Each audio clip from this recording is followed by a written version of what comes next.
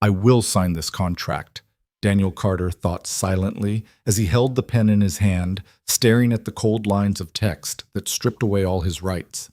But not because I'm weak, it's because I need to know the truth. Inside the magnificent Hale family mansion, a struggling high school teacher was facing the most vicious prenuptial agreement. But what they didn't know was the man they looked down upon was holding a secret that could turn everything upside down. Follow my story to the end, hit like, and comment the city you're watching from so I can see how far this story has traveled. The grandfather clock in the Hale Mansion's foyer struck 7, each chime echoing through marble halls like a countdown to something Daniel Carter couldn't quite name. He stood there in his only good suit, the navy one he wore to parent-teacher conferences and Leo's school events, and felt every thread of it betray him as cheap. The chandelier overhead threw light that cost more in electricity than his monthly rent. Mr. Carter. The voice came from his left, clipped and efficient. Margaret Hale, Vanessa's mother, descended the curved staircase like she was performing for an invisible audience. Everything about her was precise. The pearl necklace that probably cost more than his car, the gray suit that screamed custom tailoring, the smile that never reached her eyes. How punctual. Vanessa mentioned you were always conscientious about time. The pause before conscientious felt deliberate, like she'd swapped out a different word at the last second. Mrs. Hale. Daniel extended his hand. Her grip was brief, cold, the kind of handshake that established distance rather than connection. Thank you for inviting me to dinner. Of course. She turned without waiting for him, heels clicking against marble. We have much to discuss before the wedding. Richard is waiting in the study. Vanessa will join us shortly. She's changing. Daniel followed her through hallways lined with oil paintings of stern-faced ancestors and photographs of Vanessa at various stages of her privileged life, riding horses at some country club, accepting a diploma from a private university he couldn't have afforded in 3 lifetimes, standing beside her father at ribbon-cutting ceremonies for buildings that bore their family name. The study was exactly what he expected. Floor-to-ceiling bookshelves filled with leather-bound volumes that had probably never been read, a desk that could double as a dining table, and Richard Hale himself standing by the window with a glass of scotch that caught the fading evening light. Daniel. Richard didn't turn around. Sit. Not please sit, or have a seat. Just the command, like Daniel was a dog being told to heel. He sat in one of the leather chairs facing the desk, felt it creak slightly under his weight. Margaret positioned herself near the fireplace, close enough to observe but far enough to seem uninvolved. Richard finally turned, and Daniel saw where Vanessa got her eyes, that particular shade of blue that could shift from warm to ice-cold depending on the angle. My daughter tells me you teach history. Richard moved to his chair, settled into it like a king claiming a throne. High school? In 11th grade, American history mostly, some electives on how much do you make? Richard cut him off. Annually. Daniel felt his jaw tighten. 48,000, before taxes. Margaret made a small sound, somewhere between a cough and a laugh. Richard didn't react at all, just took a slow sip of his scotch. And you have a son, Richard continued, from a previous relationship. Leo, he's 7. Daniel's voice hardened slightly. His mother died when he was 3. Cancer. I'm sorry for your loss, Margaret said, in the tone people use when they're required to express sympathy, but don't particularly feel it. That must have been difficult, raising a child alone on a teacher's salary. We manage. I'm sure you do. Richard set down his glass, leaned back in his chair. Daniel, I'm going to be direct with you because I don't believe in wasting time with pleasantries. My daughter is 28 years old. She's beautiful, educated, and set to inherit a considerable fortune. You are, and I mean no offense by this, a high school teacher with a modest income and a child from a previous relationship. The disparity here is obvious to everyone in this room. Daniel said nothing. He'd known this conversation was coming since the moment Vanessa had nervously mentioned that her parents wanted to meet him officially before setting a wedding date. He just hoped it would be wrapped in more polite packaging. We're not opposed to the marriage, Margaret added, moving closer. Vanessa is an adult, and she's made her choice. We simply want to ensure that everyone's interests are protected. Richard slid a leather portfolio across the desk. This is a prenuptial agreement. I've had our attorneys draft it to reflect the reality of the situation. I'd like you to review it and sign it this evening." This evening? Daniel reached for the portfolio but didn't open it yet. Shouldn't I have time to read through it? Maybe have my own lawyer. Do you have a lawyer? Richard's eyebrow arched. No, but I could find... Daniel. Margaret's voice took on a warmer tone, the kind of false warmth that made his skin crawl. We're all going to be family soon. There's no need for adversarial attorneys creating problems where none exist. This is simply a formality, a way to protect Vanessa's inheritance from any unexpected circumstances. Daniel opened the portfolio. The document inside was thick, dense with legal language that seemed designed to confuse rather than clarify. He started reading. The first few pages were standard enough: separate property, division of assets acquired during marriage, spousal support limitations. But as he continued, the language became more specific, more invasive, more degrading. In the event of childbirth during the marriage, all decisions regarding education, healthcare, and general welfare of said children shall be made solely by Vanessa Hale, with Daniel Carter having advisory input only. He read it again. Advisory input for his own children. Daniel Carter agrees to maintain his current employment or similar employment with comparable income, and shall not make any career changes without written consent from Vanessa Hale. Thus, Daniel Carter acknowledges that any children born during the marriage will bear the surname Hale, continuing the family legacy. In the event of divorce, Daniel Carter waives all rights to spousal support, property division, or any claim to the Hale family assets, regardless of the length of the marriage or circumstances of dissolution. Daniel Carter agrees that any children from previous relationships, namely Leo Carter, shall not be considered part of the Hale family unit for purposes of inheritance, trust funds, or family business involvement. The words started to blur together. This wasn't a prenuptial agreement. It was a contract of servitude. It stripped him of every fundamental right a husband and father should have. It reduced him to something less than a partner, more like an employee Vanessa could dismiss at will. This is... Daniel looked up, met Richard's steady gaze. You're asking me to sign away my rights to my own children. Future children, Margaret corrected. Children who will be Hales, with all the responsibilities and privileges that entails. Surely you understand that someone in Vanessa's position needs to ensure that her children are raised according to certain standards. Someone in my position, you mean? Daniel's voice was quiet but sharp. Someone who isn't good enough. That's not what we're saying, Richard said, though his expression suggested otherwise. We're being practical. You're a teacher, Daniel, a noble profession, certainly, but not one that prepares you for the complexities of managing wealth, navigating high society, making decisions that will affect generations of Hales. The door opened. Vanessa stepped in, and Daniel's breath caught the way it always did when he saw her. She wore a simple black dress that probably cost more than his monthly salary, her blonde hair falling in perfect waves over her shoulders. She looked between her parents and Daniel, reading the tension in the room. Have you explained everything? She asked, directing the question to her father. We've reviewed the agreement, Richard said. Daniel was just about to sign. Vanessa crossed to Daniel, placed her hand on his shoulder. Her touch was warm, reassuring, everything her parents weren't. I know it seems like a lot, she said softly, for his ears only, but it's just a formality. My parents insisted. It doesn't change anything between us. Daniel looked up at her. Vanessa, this agreement says I don't have decision-making authority over our own children, that I need your permission to change jobs, that Leo isn't considered part of the family. But something flickered across her face. Was it guilt? Discomfort? It vanished so quickly he couldn't be sure. Those are just legal protections, she said, her voice still gentle.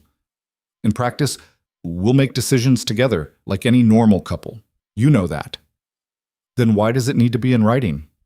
Silence stretched out. Richard cleared his throat. Because Daniel, he said, leaning forward, words are easy. Anyone can make promises about partnership and equality. But when there's this kind of wealth involved, we need guarantees. Written guarantees. Surely you can understand our position. If you truly love Vanessa, if you're truly committed to this marriage for the right reasons, then this document shouldn't be a problem. It was a trap, Daniel realized. If he refused to sign, he'd look like he was only after their money. If he signed, he'd be accepting his own subjugation. Either way, he lost. He thought about Leo, asleep back at their small apartment, probably with his comic book scattered across the bed. He thought about the nights when Leo asked when Vanessa would officially become his new mom, his voice full of hope that someone might fill the void his birth mother had left. He thought about Vanessa herself, the woman who'd smiled at him across the reference desk at the public library 9 months ago, who'd laughed at his terrible jokes about historical figures, who'd held Leo's hand at the zoo and didn't seem to mind when he got ice cream on her expensive coat. Was this agreement truly just a formality, or was it a preview of what his life would become? A series of compromises that slowly eroded who he was? "I need time to think about this," Daniel said finally. Margaret's face hardened. "The wedding is in 3 weeks. The venue is booked. Invitations have been sent. What exactly do you need time for?" "To process what I'm signing away." "You're not signing away anything except claims to money that was never yours to begin with," Richard said, his patience clearly thinning. "Everything else is just protective language. Standard in these situations." "Standard for what situations?" Daniel asked. "Marriages where one person is seen as a threat?" Vanessa's hand tightened on his shoulder. "Daniel, please, don't make this harder than it needs to be." He turned to look at her fully. "Do you understand what this says? Really understand it?" "I understand that my parents are trying to protect me." "From me?" She didn't answer, and that silence told him everything. Daniel stood, the leather portfolio still in his hands. He walked to the window, looked out at the manicured grounds that stretched beyond the mansion. Somewhere in the distance, he could see the lights of the city where he lived, where he taught, where he'd built a small but honest life with his son. This world, Vanessa's world, felt as distant from that as the moon. "What happens if I don't sign?" he asked, still facing the window. "Then there won't be a wedding," Richard said flatly. "I won't allow my daughter to marry someone who can't respect our family's need for security." "You mean you'll cut her off?" Daniel turned back. "Financially." "I mean I'll make sure she understands the consequences of her choices," Richard replied. "Vanessa has never wanted for anything in her life. She's accustomed to a certain standard of living. If she chooses to marry you without this agreement, she'll be choosing to give up her inheritance, her trust fund, her position in the family business. Is that what you want for her? A life of struggle on a teacher's salary?" Daniel looked at Vanessa. Her face had gone pale. "Is that true?" he asked her. "They'll actually disown you." "It won't come to that," she said quickly. "If you just sign, everything will be fine." "But if I don't?" She looked away and he had his answer. This was the choice they were giving him: sign away his dignity and rights or destroy Vanessa's life. They'd engineered it perfectly, made sure there was no path forward that didn't involve his submission or her suffering. Daniel returned to the desk, set the portfolio down. Richard and Margaret watched him with identical expressions of cold expectation. Vanessa moved to his side, her perfume expensive and unfamiliar. He picked up the pen. "I want you to know something," he said, looking directly at Richard. "I'm signing this because I love your daughter, not because I'm afraid of you or impressed by you or intimidated by any of this." He gestured vaguely at the opulent study. "I'm signing it because I believe that Vanessa and I can build something real, regardless of what's written on paper." "How noble," Margaret murmured. Daniel ignored her, flipped to the signature page. His hand hovered over the line, the pen trembling slightly. Every instinct screamed at him to walk away, to refuse, to maintain some shred of self-respect. But he thought about Leo's face when Vanessa brought him that Captain America action figure he'd been wanting. He thought about the way she'd held his hand during his mother's death anniversary, not saying anything, just being present. He thought about the possibility, however slim, that this was truly just a formality, that their actual marriage could be different from this document. And he thought about something else, something he'd been turning over in his mind for weeks now, but hadn't fully articulated until this moment. He needed to know. Needed to understand who Vanessa really was beneath the charm and the smiles. Was she her parents' daughter playing a long game? Or was she genuinely different, trapped in their expectations but willing to break free? The only way to find out was to move forward, to sign this obscene document and see what happened next, to give her the chance to prove that love could transcend the ugliness of this contract, or to prove that her parents were right to protect her from someone like him. Daniel signed his name in quick, decisive strokes. The pen made a soft scratching sound against the expensive paper. When he finished, he set the pen down carefully, precisely in the center of the desk. "There," he said. "Done." Richard picked up the document, reviewed the signature, nodded in satisfaction. "Welcome to the family, Daniel." Margaret smiled for the first time all evening, though it still didn't reach her eyes. "Shall we celebrate? Dinner is ready. I've had cook prepare something special." Actually," Daniel said, "I should get back to Leo. My neighbor's watching him, and it's getting late." "Surely you can stay for dinner," Vanessa said, a note of pleading in her voice. "We so rarely get everyone together." "I really can't." Daniel was already moving toward the door. "But thank you for the invitation." He walked out before anyone could protest, through the hallways with their silent ancestors, past the foyer where the grandfather clock now read 7:30. 30 minutes. That's all it had taken to sign away his autonomy. The cold evening air hit him like a slap when he stepped outside. He stood on the mansion's front steps, breathing deeply, trying to steady himself. His hands were shaking. "Daniel, wait!" Vanessa hurried out, wrapping her arms around herself against the cold. "You're upset. What gave it away?" "Don't be angry, please." She moved closer, placed her hand on his chest. "I know it was awful, but it's over now. We never have to think about that stupid contract again." "You really believe that?" Daniel asked. "That we can just ignore it?" "I believe that we make our own marriage. Whatever that paper says, it doesn't change how I feel about you, how we are together." Daniel wanted to believe her, wanted it so badly he could taste it. "Your parents threatened to disown you," he said, "if I hadn't signed." "They were bluffing." "Were they?" Vanessa looked away, out at the dark grounds. "It doesn't matter now. You signed. Everything's fine." "Everything's fine," Daniel repeated, the words tasting like ash. "Right." "Daniel, She paused, seemed to be choosing her words carefully. "I know my parents can be difficult, but they love me. They want what's best for me. Once we're married, once they see how happy we are, they'll relax. The prenup will just be some paperwork in a drawer somewhere, forgotten. And if it's not? If they hold it over us? They won't." She stood on her toes, kissed him softly. "Trust me. Trust us." Daniel kissed her back, felt the familiar warmth, the connection that had drawn them together in the first place. But underneath it, something had shifted. Some foundation he'd thought was solid had revealed itself to be built on sand. "I should go," he said, pulling back. "Leo's waiting." "Okay." She hugged herself again, looking smaller somehow in the shadow of her family's mansion. "I'll call you tomorrow?" "Yeah, tomorrow."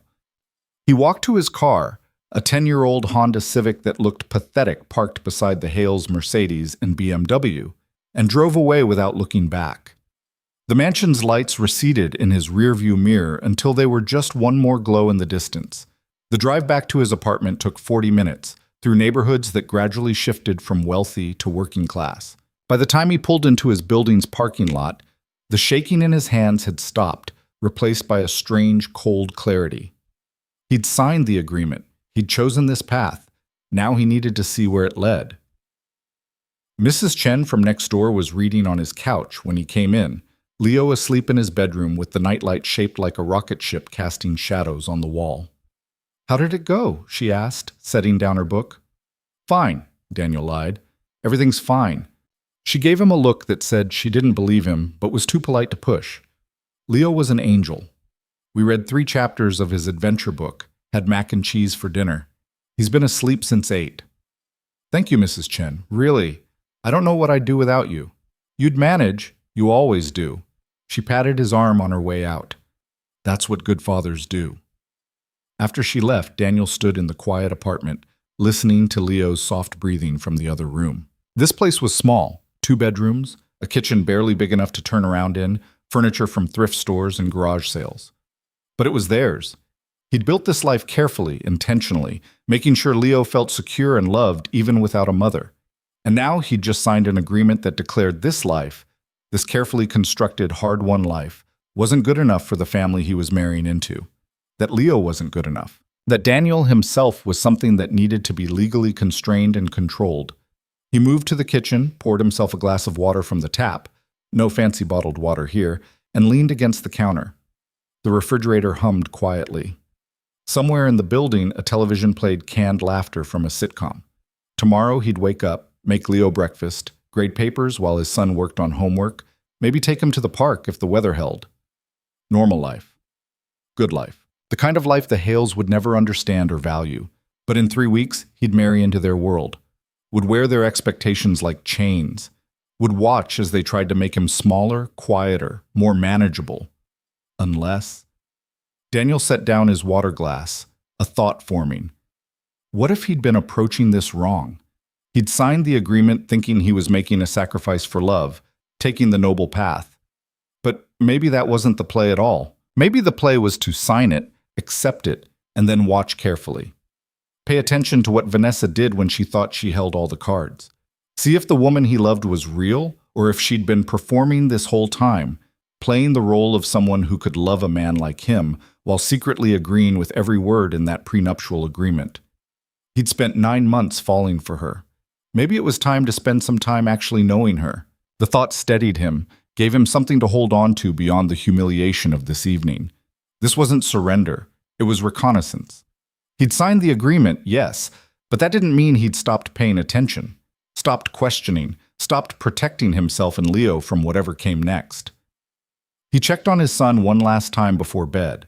Leo had kicked off his blankets, sprawled across the mattress in that boneless way children sleep. Daniel covered him back up, smoothed his dark hair. "I'll keep you safe," he whispered. "Whatever happens, I'll keep you safe."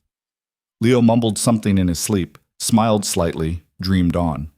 Daniel returned to his own room, lay in bed staring at the ceiling. Sleep felt impossible. His mind kept replaying the evening, the cold study, the colder contract, Vanessa's hand on his shoulder, asking him to trust her. 3 weeks until the wedding. 3 weeks to watch, to observe, to see if the woman he loved was who she claimed to be. And if she wasn't, then he'd deal with that when the time came. He'd survived worse, watched his first love die slowly from cancer while trying to keep a toddler's world stable, rebuilt his life from nothing, made a home on a teacher's salary in a city that devoured the unprepared. The Hales thought they knew him, thought they could measure him by his bank account and discount him accordingly. But they didn't know the strength it took to do what he did every day, to make a difference in teenagers' lives while raising a son alone. To find joy in small things, Leo's laughter, a good book, the satisfaction of helping a struggling student finally understand why history mattered. They saw poverty. He saw resilience. They saw inadequacy. He saw resourcefulness. They saw someone to control. They had no idea who he really was.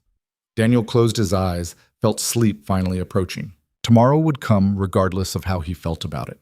And the day after. And eventually, the wedding day. He'd signed their agreement. Now it was time to see what kind of marriage they'd actually bought. The last thought he had before sleep took him was of Vanessa's face in the study when he'd asked if her parents would really disown her, the way she'd looked away. That moment told him everything and nothing. She'd been uncomfortable, yes, but uncomfortable because she disagreed with her parents' tactics? Or uncomfortable because she agreed but didn't want him to know? 3 weeks. He'd have his answer in 3 weeks. Or sooner, if he paid close enough attention. The wedding preparations consumed the next 21 days like a tidal wave. Daniel found himself swept along, less a participant than a prop being moved from place to place, fitting for the tuxedo Vanessa's parents insisted on paying for, tasting menu selections at the country club where the reception would be held, standing silently while Vanessa and her mother debated flower arrangements and seating charts. "What do you think?" Vanessa would occasionally ask, gesturing to 2 nearly identical options, cream roses versus ivory roses, champagne-colored linens versus gold. "Either looks beautiful," he'd say, and watch something flicker across her face. Disappointment? Relief that he wasn't going to make things difficult? Leo seemed excited about the wedding, which gave Daniel some comfort. Vanessa had bought him a small tuxedo to match Daniel's, and his son had paraded around the apartment in it for an entire afternoon, practicing his role as ring bearer. "Do you think Mom would be happy?" Leo asked one night, out of nowhere, while Daniel was helping him with his homework. Daniel's hand stilled on the math worksheet they'd been reviewing. "About the wedding?" "Yeah, about Vanessa becoming my new mom." The question gutted him. Leo so rarely mentioned his birth mother anymore, as if he was afraid bringing her up would hurt Daniel, or maybe afraid of forgetting her if he didn't cling to the memories hard enough. I think, Daniel said carefully, that your mom would want you to be happy. And if Vanessa makes you happy, then yes, she'd be glad. Vanessa's nice, Leo said, in that thoughtful way he had. But she's different when her parents are around. More quiet. Out of the mouths of 7-year-olds. Daniel had noticed the same thing. When it was just the three of them, Vanessa was warm, engaged, present.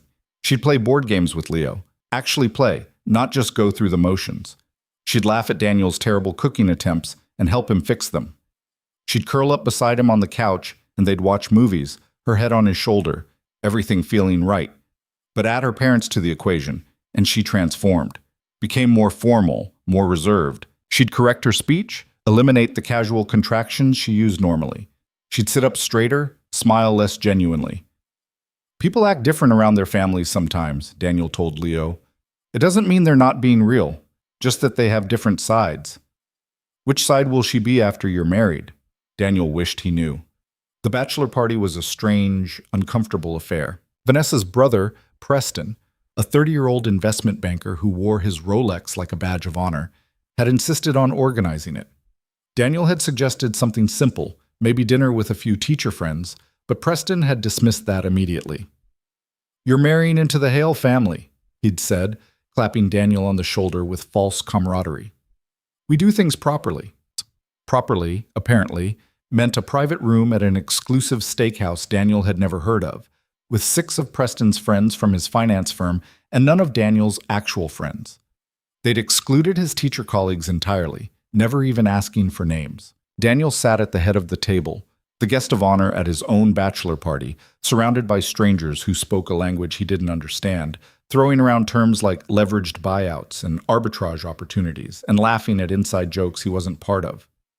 So Daniel, one of Preston's friends, Chad or Brad or something equally forgettable, said halfway through the meal, already drunk on expensive whiskey, "What's it like landing a Hale? Must feel like winning the lottery." The table went quiet. Preston shot his friend a warning look, but it was too late. "I fell in love with Vanessa," Daniel said evenly. "Not her bank account." Of course. Chad/Brad held up his hands in mock surrender. "No offense meant, just saying she's quite a catch, beautiful, rich, connected. You're a lucky man." "We're both lucky," Daniel replied. Right. I'm sure she's very impressed with your, what was it, teaching career." He said it the way someone might say garbage collection or pest control. Daniel set down his fork carefully, precisely. "I teach 11th grade history. I help teenagers understand where they came from so they can figure out where they're going. I make about $48,000 a year doing it, and I go home most days feeling like I've actually contributed something meaningful to the world. So yeah, I teach, and I'm not ashamed of it." The silence stretched. Preston cleared his throat. "Daniel's being modest," he interjected, clearly trying to smooth things over. "Teaching is a noble profession. Important work." His tone suggested he didn't believe a word of it. The dinner continued, awkward and endless. They ordered more expensive cuts of meat than Daniel would normally eat in a month. The whiskey flowed and the conversation devolved into cruder territory. Stories about past conquests, debates about which of Preston's colleagues had the hottest assistant, speculation about whether Daniel had signed a prenup. "Of course he signed one," Preston said, waving off the question. Father insisted. "Standard practice when there's family money involved." "Smart," one of the others nodded. "Can't be too careful these days. Gold diggers everywhere." Daniel excused himself, went to the bathroom, stood over the sink, breathing deeply. This was his bachelor party, the celebration of his upcoming marriage, and he was hiding in a bathroom to escape it. When he returned, they'd moved on to cigars. "Cuban," Preston announced proudly, as if breaking federal law made them taste better. Daniel accepted one to be polite, took a few puffs that made him nauseous, and excused himself early, claiming he needed to get back to Leo. "Already on the leash," one of Preston's friends laughed. "Good luck with that, man." Preston walked him out to his car, the cold night air a relief after the stuffy private room. Sorry about Chad, Preston said. He gets obnoxious when he drinks. It's fine. Look, Daniel, Preston paused, seemed to be weighing his words. I know my family can be a lot, my parents especially, but they mean well. And Vanessa really does care about you. I can see it. But, Daniel could hear the unspoken addition, but marriage is complicated, especially when there's such a difference in backgrounds. Just be patient with her, with all of us. We're not trying to make things difficult. Daniel wanted to laugh. Not trying? The prenup alone was a masterclass in making things difficult. But he just nodded, thanked Preston for organizing the party, and drove home. Leo was asleep when he got back, and Daniel stood in his son's doorway for a long time watching him breathe. In less than a week, their whole life would change. They'd move out of this small apartment and into Vanessa's downtown condo, a temporary arrangement, she'd called it, until they could find a proper house. Leo would switch schools to one closer to Vanessa's place, leaving behind the friends he'd made. Everything familiar would shift. Was he doing the right thing, or was he making the biggest mistake of his life? The wedding day arrived with unseasonable warmth, as if even the weather was determined to give the Hales what they wanted. Daniel stood in the country club's groom's preparation room, adjusting his bow tie for the 100th time, while Preston made small talk about stock options and market fluctuations. You nervous? Preston asked, catching Daniel's eye in the mirror. Wouldn't you be? I suppose. Though knowing Vanessa, she's probably got everything planned down to the second. She's like my mother that way.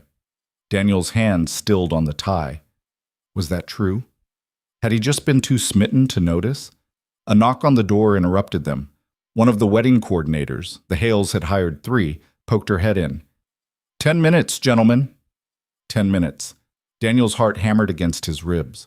This was it, the point of no return. He could still walk away, could still refuse to go through with this farce of a marriage, where he'd signed away his rights before even saying his vows. But then he thought of Vanessa in her wedding dress, which he hadn't seen but which he knew would be perfect, because everything about her always was.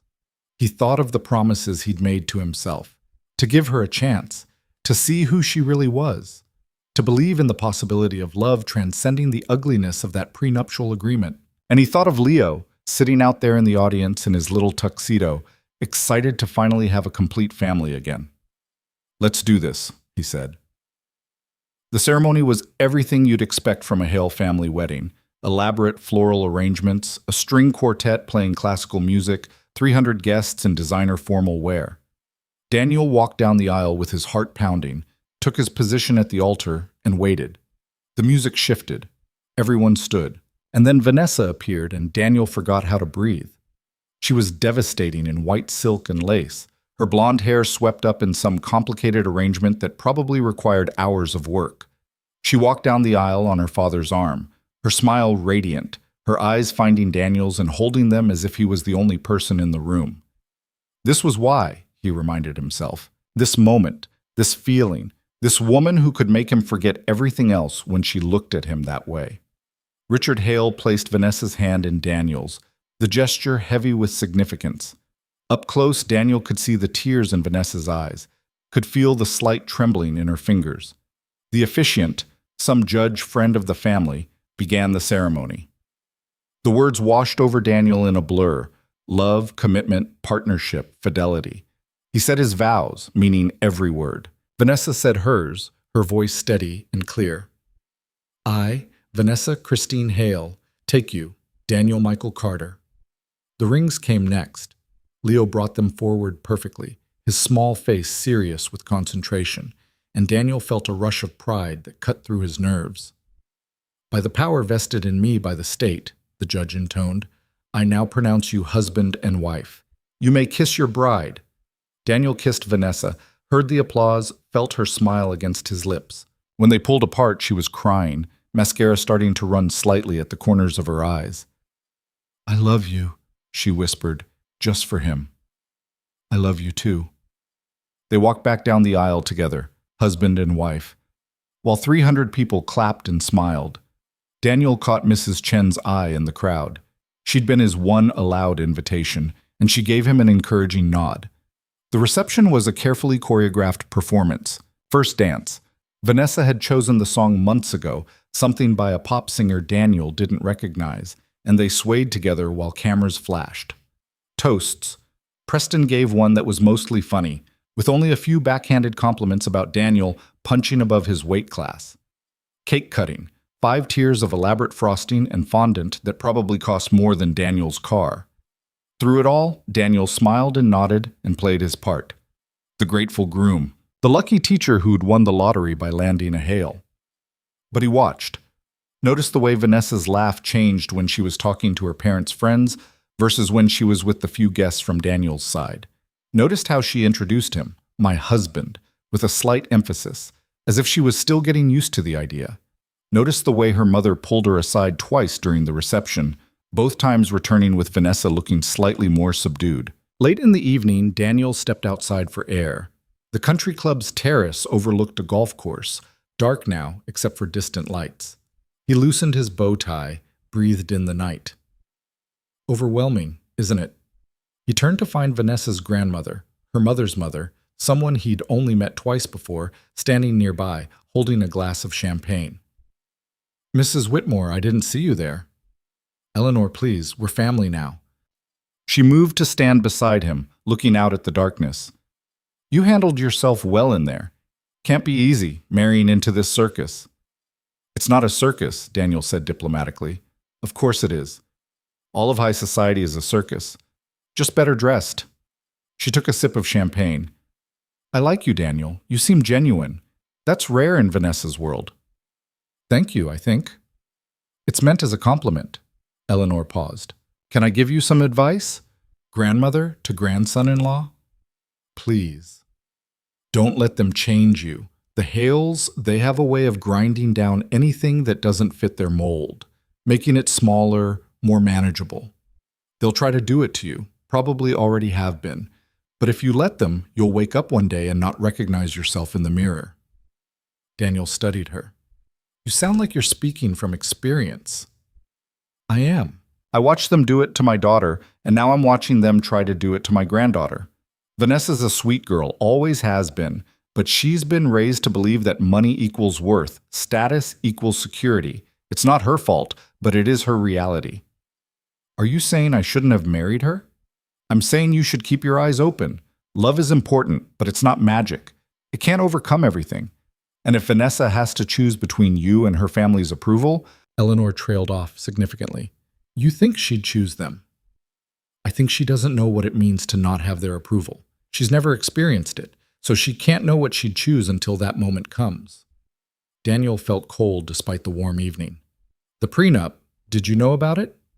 Eleanor's expression darkened. "I heard rumors. Richard bragged about it to some of his golf buddies, apparently. Called it protecting the family's interests.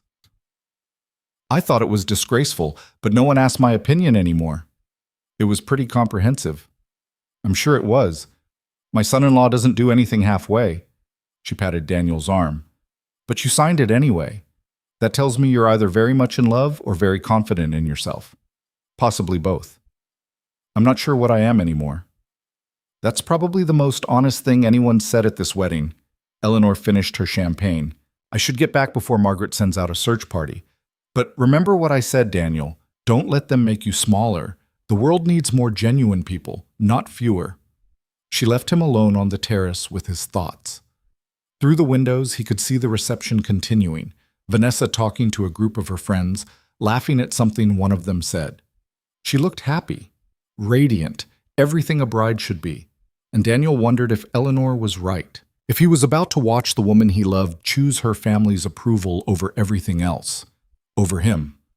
Over the life they could have built together. But maybe not. Maybe this was just pre-wedding jitters carried over into post-wedding anxiety. Maybe Vanessa would surprise everyone. Maybe she was stronger than her grandmother thought, more independent than her upbringing suggested. He'd signed the agreement to find out. Now he'd made the vows to seal the deal. Whatever came next, for better or worse, and he'd just promised both, he was in it. Daniel returned to the reception, found Vanessa immediately, pulled her onto the dance floor. She came willingly, settled into his arms like she belonged there. "I was wondering where you went," she said, her breath warm against his ear. "Just needed a minute. Too many people." "Tell me about it." I think my mother invited everyone she's ever met. Vanessa pulled back slightly, studied his face. You okay? You seem distant. Just thinking about what comes next. Our new life together. She smiled and it reached her eyes. It's going to be amazing. You'll see. We'll find a beautiful house, Leo will love his new school, and we'll be so happy. What about my job? Daniel asked. The commute from your condo to my school is almost an hour each way. Something flickered across her face. We can talk about that later. Maybe it's time for a change anyway. There are better schools closer to where we'll be living, private schools that pay more. I like where I teach. My students... Daniel, please, not tonight. Tonight, let's just be happy. She laid her head on his shoulder, ending the conversation. They swayed together while the band played, surrounded by 300 strangers celebrating a marriage that felt increasingly like a performance. And Daniel held his wife that was going to take getting used to, and wondered what exactly they were both happy about. The honeymoon never happened. Vanessa had mentioned a trip to the Maldives during their engagement, shown him pictures of overwater bungalows and crystal-clear seas. But 2 days after the wedding, she'd apologized with genuine-sounding regret. Work emergency, she'd explained, sitting on the edge of their bed, her bed, technically, in her condo that Daniel and Leo had just moved into. The Pemberton merger is falling apart. Father needs me at the office. We can postpone the trip, maybe go in a few months when things settle down? Daniel had nodded, swallowed his disappointment, told himself it was fine. People had responsibilities. Real life didn't stop just because you got married. But 3 weeks later, a few months still hadn't been mentioned again, and Vanessa was working 12-hour days at Hale Enterprises while Daniel tried to figure out how to exist in this gleaming downtown condo that felt nothing like home. Everything was white and chrome and expensive. The furniture looked like it belonged in a design magazine, beautiful but uncomfortable. Leo was afraid to touch anything, convinced he'd break something that cost more than their old apartment's entire contents. Daniel felt the same way. Don't put your glass there, Vanessa had said one evening, her voice sharp, when Daniel set his water on the coffee table. It'll leave a ring. Use a coaster. He'd moved the glass, noticed the way she'd flinched at his carelessness, and felt something small and bitter curl in his chest. The commute to his school was brutal, just as he'd predicted. An hour and 15 minutes each way if traffic was light, closer to 90 minutes when it wasn't. He'd wake at 5:30 to get Leo ready and drop him at his new school, a private academy that Vanessa's parents had insisted on, with tuition that made Daniel's stomach turn even though the Hales were paying, before fighting his way across the city to the public school where he taught. You're exhausted, Mrs. Chen had observed when she'd stopped by to drop off some of Leo's things they'd left behind. This can't be sustainable. It's fine, Daniel had lied, the phrase becoming his default response to everything. Just an adjustment period. But it wasn't fine. None of it was fine. Leo hated his new school. He'd come home silent and withdrawn, no longer chattering about his day the way he used to. When Daniel asked what was wrong, his son would just shrug, say it was nothing, and retreat to his room, a space that Vanessa had decorated in shades of gray and navy blue, sophisticated and adult. Nothing like the superhero posters and bright colors Leo had chosen for himself in their old place. The kids are different, Leo finally admitted one night when Daniel pressed. They talk about things I don't understand. Vacations to places I've never heard of. They ask what my dad does, and when I say you're a teacher, they get this look like I said, you clean toilets or something. Daniel's hands had tightened on the steering wheel. They were driving back from Leo's school, stuck in traffic, the city stretching endlessly around them. What you do matters more than what I do, and teaching is important work. Don't let anyone make you feel ashamed of it. I'm not ashamed, Leo said quietly, but they make it sound like we're poor. We're not poor, we're just not rich. What's the difference? Daniel hadn't known how to answer that. In his old life, the distinction had seemed clear. Now, living in Vanessa's world, the line between not poor and not rich felt impossibly thin, a tightrope he walked daily while people on both sides judged him for it. Vanessa barely noticed any of this. She'd leave before they woke up and return after they'd eaten dinner. Meals Daniel cooked himself since Vanessa had dismissed the idea of him using her kitchen. You don't know where anything is. You'll make a mess. Let's just order in. She'd kiss him absently, ask how his day was without really listening to the answer, and disappear into her home office to work until midnight.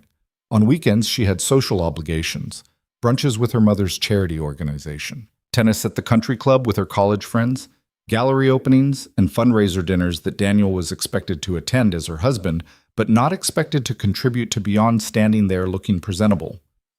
"You're very quiet," one of Vanessa's friends, Bethany or Brittany, he could never keep them straight, had observed at one such event, a fundraiser for some cause Daniel had already forgotten. Strong silent type?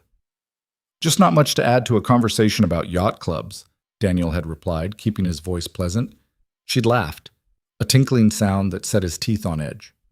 "Well, aren't you honest? Most men would pretend to be interested. I like that about you."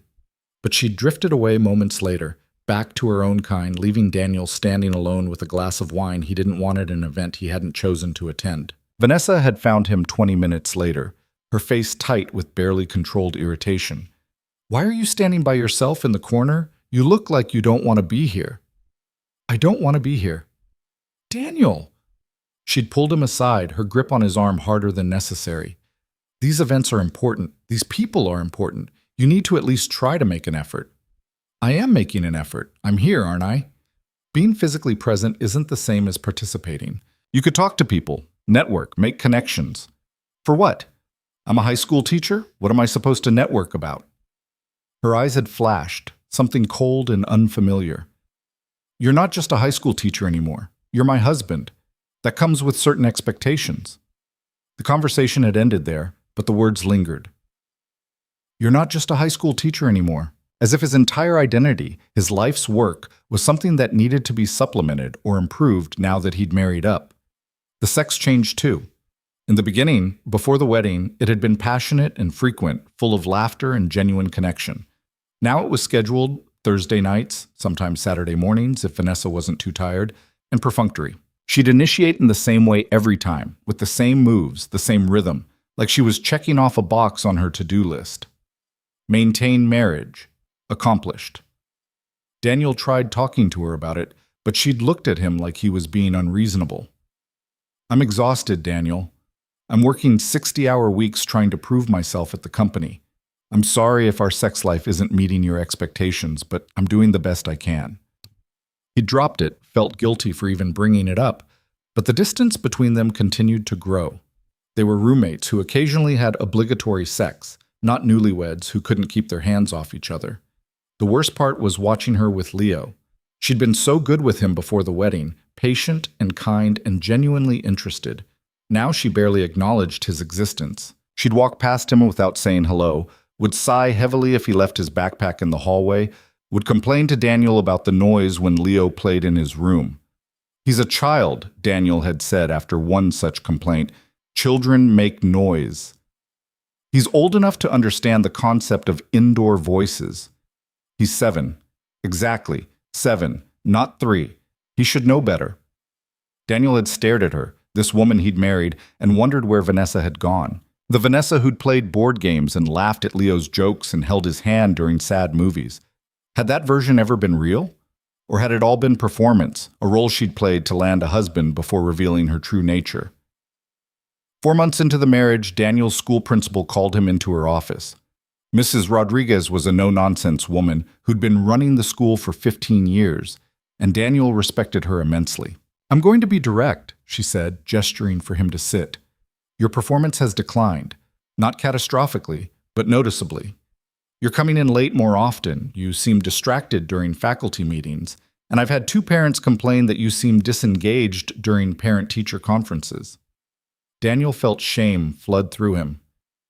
"I'm sorry. The commute has been difficult, and I don't need excuses, Daniel. I need to know if you're still committed to this job. Because if you're not, I need to know now so we can make other arrangements. I am committed. This school, these students, this is important to me." Mrs. Rodriguez studied him. "Is everything okay at home? You got married recently, didn't you?" "Yes, and it's an adjustment. Marriage often is." She leaned back in her chair. "Look, I'm going to be honest with you. You're a good teacher, one of my best, but you can't do this job halfway. These kids need you present, not just physically here, but actually engaged. So whatever's going on in your personal life, you need to figure it out. Don't let it destroy what you've built here. Daniel had left her office shaken. She was right. He'd been so consumed with navigating his new life with Vanessa that he'd let his real life, the one that actually mattered, slip through his fingers. That evening, he tried to talk to Vanessa about it. She'd come home at 9, looking exhausted, her hair slightly disheveled from a long day. "Can we talk?" he'd asked. "Can it wait? I'm exhausted." "It's important." She'd sighed, set down her briefcase, and looked at him with barely concealed impatience. "What is it?" "My principal called me in today. Said my performance has been declining. I think it's the commute, the stress of adjusting to everything here. I was thinking maybe we could look at places closer to my school, somewhere that would make the logistics easier. Daniel, we've been through this. My job is downtown. I can't be commuting an hour each way. It doesn't make sense. So my job doesn't matter." "I didn't say that. But realistically, I make significantly more money than you do. It makes more sense for you to adjust your situation than for me to adjust mine." Her logic was sound and completely infuriating. "What do you suggest? That I quit? Find a new school closer to here?" "Would that be the worst thing? There are excellent private schools in this area that would probably pay you more than you're making now." "I don't want to teach at a private school. I want to teach at my school with my students." Vanessa rubbed her temples. "Why are you being so difficult about this? I'm offering you a solution. Better pay, shorter commute, more prestige. Why wouldn't you take it?" "Because it's not about the money or the prestige. It's about the work, about making a difference where it matters most. And you can't make a difference at a private school? It's not the same, and you know it." She'd looked at him then with something that might have been pity or might have been contempt. He couldn't tell which. "You know what I think? I think you're using this job as an excuse to hold on to some noble self-image. The struggling teacher who cares more about his students than his own success. It's admirable, I guess, but it's also impractical. At some point, you need to think about your family, about providing a better life for Leo." "Leo was happy before. We were happy before." The words hung in the air between them, heavy with implication. "Before what?" Vanessa asked, her voice dangerously quiet. "Before you married me? Is that what you're saying?" "I'm saying that chasing money and status hasn't made us happier. If anything, it's made everything worse." "Worse?" She repeated the word like it tasted bad. "Living in a beautiful home in a safe neighborhood with access to excellent schools and resources is worse than your cramped apartment in a sketchy area?" "That apartment was our home. This is just a place we sleep." Vanessa had stared at him for a long moment, and Daniel watched something shift in her expression. The last traces of warmth of the woman he'd fallen in love with seemed to drain away, replaced by something harder. "I think you need to seriously consider what you want from this marriage," she said finally. "Because right now it feels like you want me to subsidize your martyr complex while you complain about how terrible your life has become. And I'm not interested in playing that role." She'd walked away then, into her office, and closed the door firmly behind her. Daniel had stood in the living room of the condo that wasn't his, surrounded by furniture he'd never chosen, and felt the full weight of his mistake crash down on him. He'd married a woman he didn't really know, signed away his rights in a prenuptial agreement he'd been too proud or too naive to fight, and now he was trapped. He checked on Leo, found him asleep with his homework still scattered across his desk. His son's face was peaceful in sleep, younger looking than his 7 years. Daniel gathered up the worksheets, stacked them neatly, and noticed something that made his heart sink. Leo's handwriting had gotten messier, less careful. There were more erasure marks, more mistakes. His grades were slipping too. This move, this marriage, this whole new life, it was destroying both of them, slowly but surely. The next morning, Daniel called in sick to school and dropped Leo off early before going to a coffee shop near Vanessa's office. He needed to think, to plan, to figure out what the hell he was going to do. His phone buzzed with a text from Vanessa. "Heard you called in sick. Hope you're okay. No, feel better," or "let me know if you need anything." Just a perfunctory acknowledgement that barely qualified as concern. Daniel was formulating a response when he heard a familiar laugh. He looked up and saw Vanessa through the coffee shop window, walking down the street with two women he recognized from various social events. They were dressed expensively, carrying shopping bags from stores Daniel couldn't afford to window shop in. He checked the time. 9:30 in the morning. Vanessa had left the condo at 6:30, claiming she had an early meeting. Daniel got up, left his coffee, and followed them at a distance. They walked into a high-end boutique, disappeared inside. He waited across the street, watching through the window as they browsed, laughed, tried on clothes.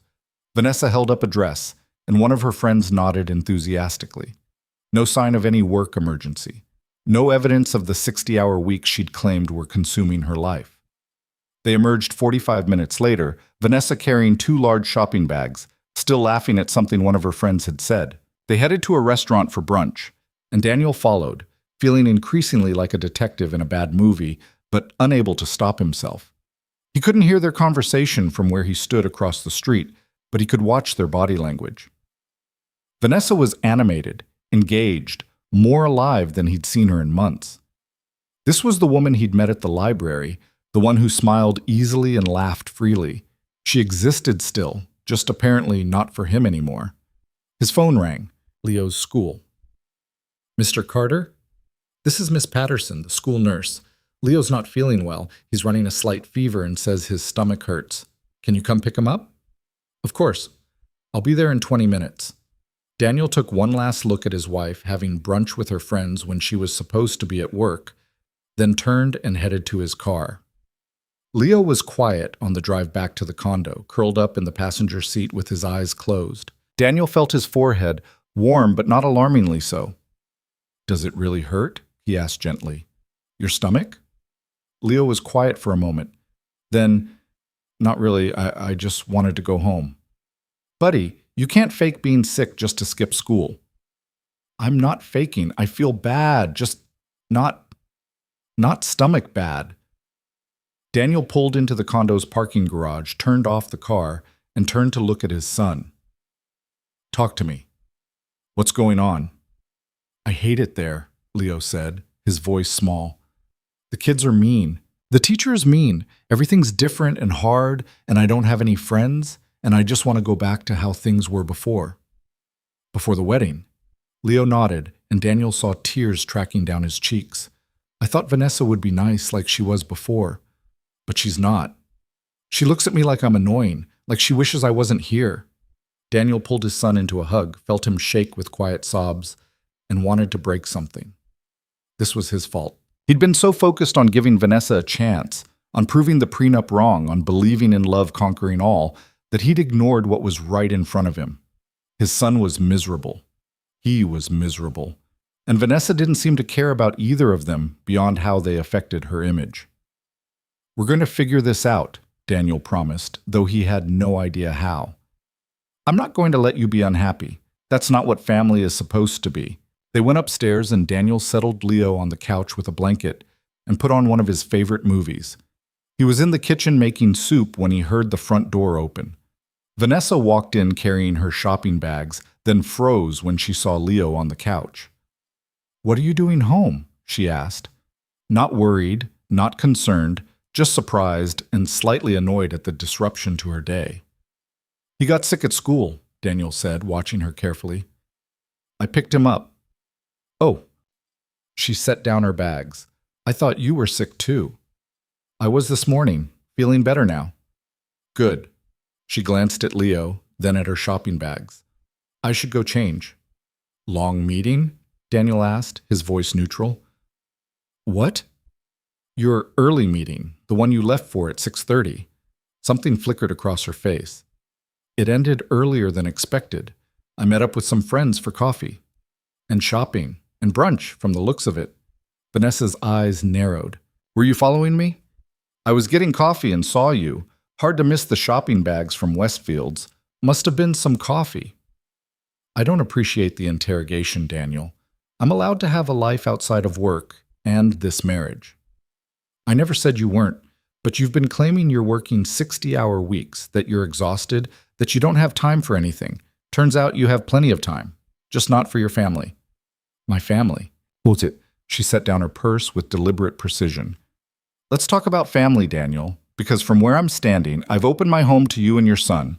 I've arranged for him to attend an excellent school that costs $30,000 a year. I've given you access to a lifestyle you could never afford on your own, and all I get in return is complaints and resentment. You didn't open your home to us, you let us move in. There's a difference. Leo's terrified to touch anything because you make him feel like he doesn't belong here. You barely speak to him. You look at him like he's an inconvenience. That's not true. Isn't it? Daniel gestured toward the couch where Leo was pretending to watch the movie, but was obviously listening. Ask him. Ask your stepson how welcome he feels in this house. Vanessa looked at Leo, and for a moment Daniel thought he saw something like guilt cross her face. But it vanished quickly, replaced by defensive anger. I've been nothing but generous, she said. If he doesn't feel welcome, maybe that's because you've been poisoning him against me, telling him how much better things were before, how we were so happy in your tiny apartment. I've never said a word against you to him. I didn't have to. He has eyes. He can see how you've changed. I haven't changed. I've just stopped pretending. The words came out hard and fast, like she'd been holding them back for months. I've stopped acting like your noble poverty was something romantic instead of what it actually is, limiting and unnecessary. I've stopped pretending that teaching at an underfunded public school is somehow more meaningful than making real money and having real influence. I've stopped playing the part of the woman who thinks your modest little life is enough. There it was. The truth, finally spoken out loud. Daniel felt something crack inside his chest, something that had been straining for months under the weight of disappointment and disillusionment. Then why did you marry me? He asked quietly. Vanessa opened her mouth, closed it. For the first time since he'd known her, she looked uncertain. I thought I could make it work. I thought if I just gave you access to my world, showed you what life could be like with actual resources, you'd want to step up, become more ambitious, be someone I could actually build a real life with. You married me thinking you could change me into someone else. I married you thinking you'd want to be better. For yourself. For Leo. But you're determined to cling to this martyr complex, this idea that suffering through a long commute and working at an underfunded school somehow makes you noble. Daniel laughed, a sound without humor. You really don't get it, do you? It was never about being noble. It was about doing work that matters. About being someone my son could be proud of. Your son could be proud of a father who provides well, who gives him opportunities. My son wants a father who's present, who's happy, who doesn't come home exhausted and stressed every day because he's trying to be someone he's not. Then maybe you should stop trying to be something you're not and actually become someone worth being. The words hit like a physical blow. Daniel saw Leo flinched on the couch, saw his son's face crumple. Get out, Daniel said, his voice shaking. Excuse me? You heard me. Get out. This is your condo, your space, your world. But Leo and I don't need to hear any more of this today. So take your shopping bags and your contempt and get out. Vanessa stared at him, her face flushed with anger and something else. Maybe shame. Maybe just surprise that he'd actually stood up to her. Fine, she said, grabbing her bags. I'll be at my parents'. Maybe you can use the time to think about whether you actually want to be in this marriage, or if you'd rather go back to your noble poverty. She slammed the door behind her hard enough to rattle the expensive artwork on the walls. Daniel stood in the silence she left behind, breathing hard, his hands shaking. Then he heard a small sound and turned to see Leo crying openly now, not bothering to hide it. Hey buddy, come here. Daniel sat on the couch and pulled his son into his lap, even though Leo was getting too big for it. I'm sorry. I'm so sorry you had to hear that. Are we getting divorced? Leo asked through his tears. I don't know, Daniel admitted. Maybe. Would that be the worst thing? Leo thought about it. If we got divorced, could we move back to our old apartment? We can't move back to that exact apartment. Someone else lives there now. But we could find a place like it. Somewhere that feels like home. Could I go back to my old school, see my old friends? Yeah, we could do that. Leo wiped his eyes. Then maybe divorce wouldn't be so bad. Daniel held his son and stared at the pristine white walls of Vanessa's condo and felt the last piece of his illusion shatter. He'd married someone who thought he wasn't worth being, who'd taken one look at his life and decided it needed fixing, who'd pretended to love him while actually loving the project of changing him. And he'd signed a prenuptial agreement that meant he couldn't even fight back. Couldn't claim any of the money or resources he'd need to make a clean break. Would walk away with exactly what he'd brought into the marriage, his teaching salary, his son, and whatever dignity he could salvage from this disaster. His phone buzzed, a text from Vanessa. I told my parents about our fight. They want to have dinner tomorrow night to discuss the situation. All of us. Please don't make this more difficult than it needs to be. Daniel almost laughed. Of course she'd run to her parents. Of course they'd want to discuss the situation like he was a problem employee who needed managing rather than her husband who deserved respect. He typed back, "What time?" The response came immediately. 7, Country Club. Please dress appropriately. Of course, the country club. Their territory, their rules, their world. Daniel looked down at Leo, who'd fallen asleep against his chest, exhausted from crying. He thought about the dinner tomorrow, about facing Richard and Margaret Hale and their daughter across a table while they dissected his failures as a husband. Thought about the prenup sitting in some lawyer's file, ready to be weaponized the moment he stopped playing along. And he thought about something else, something he'd been avoiding thinking about for months, because it felt like tempting fate or jinxing himself or counting chickens before they hatched. His 35th birthday was in 8 weeks. On that day, the trust fund his mother had set up before she died would finally mature. $3 million, carefully invested over the years, growing steadily. His mother had been adamant in her will. He couldn't touch it until he was 35, and he couldn't tell anyone about it. She'd wanted him to build his own life, make his own way, become his own person before having access to that kind of money.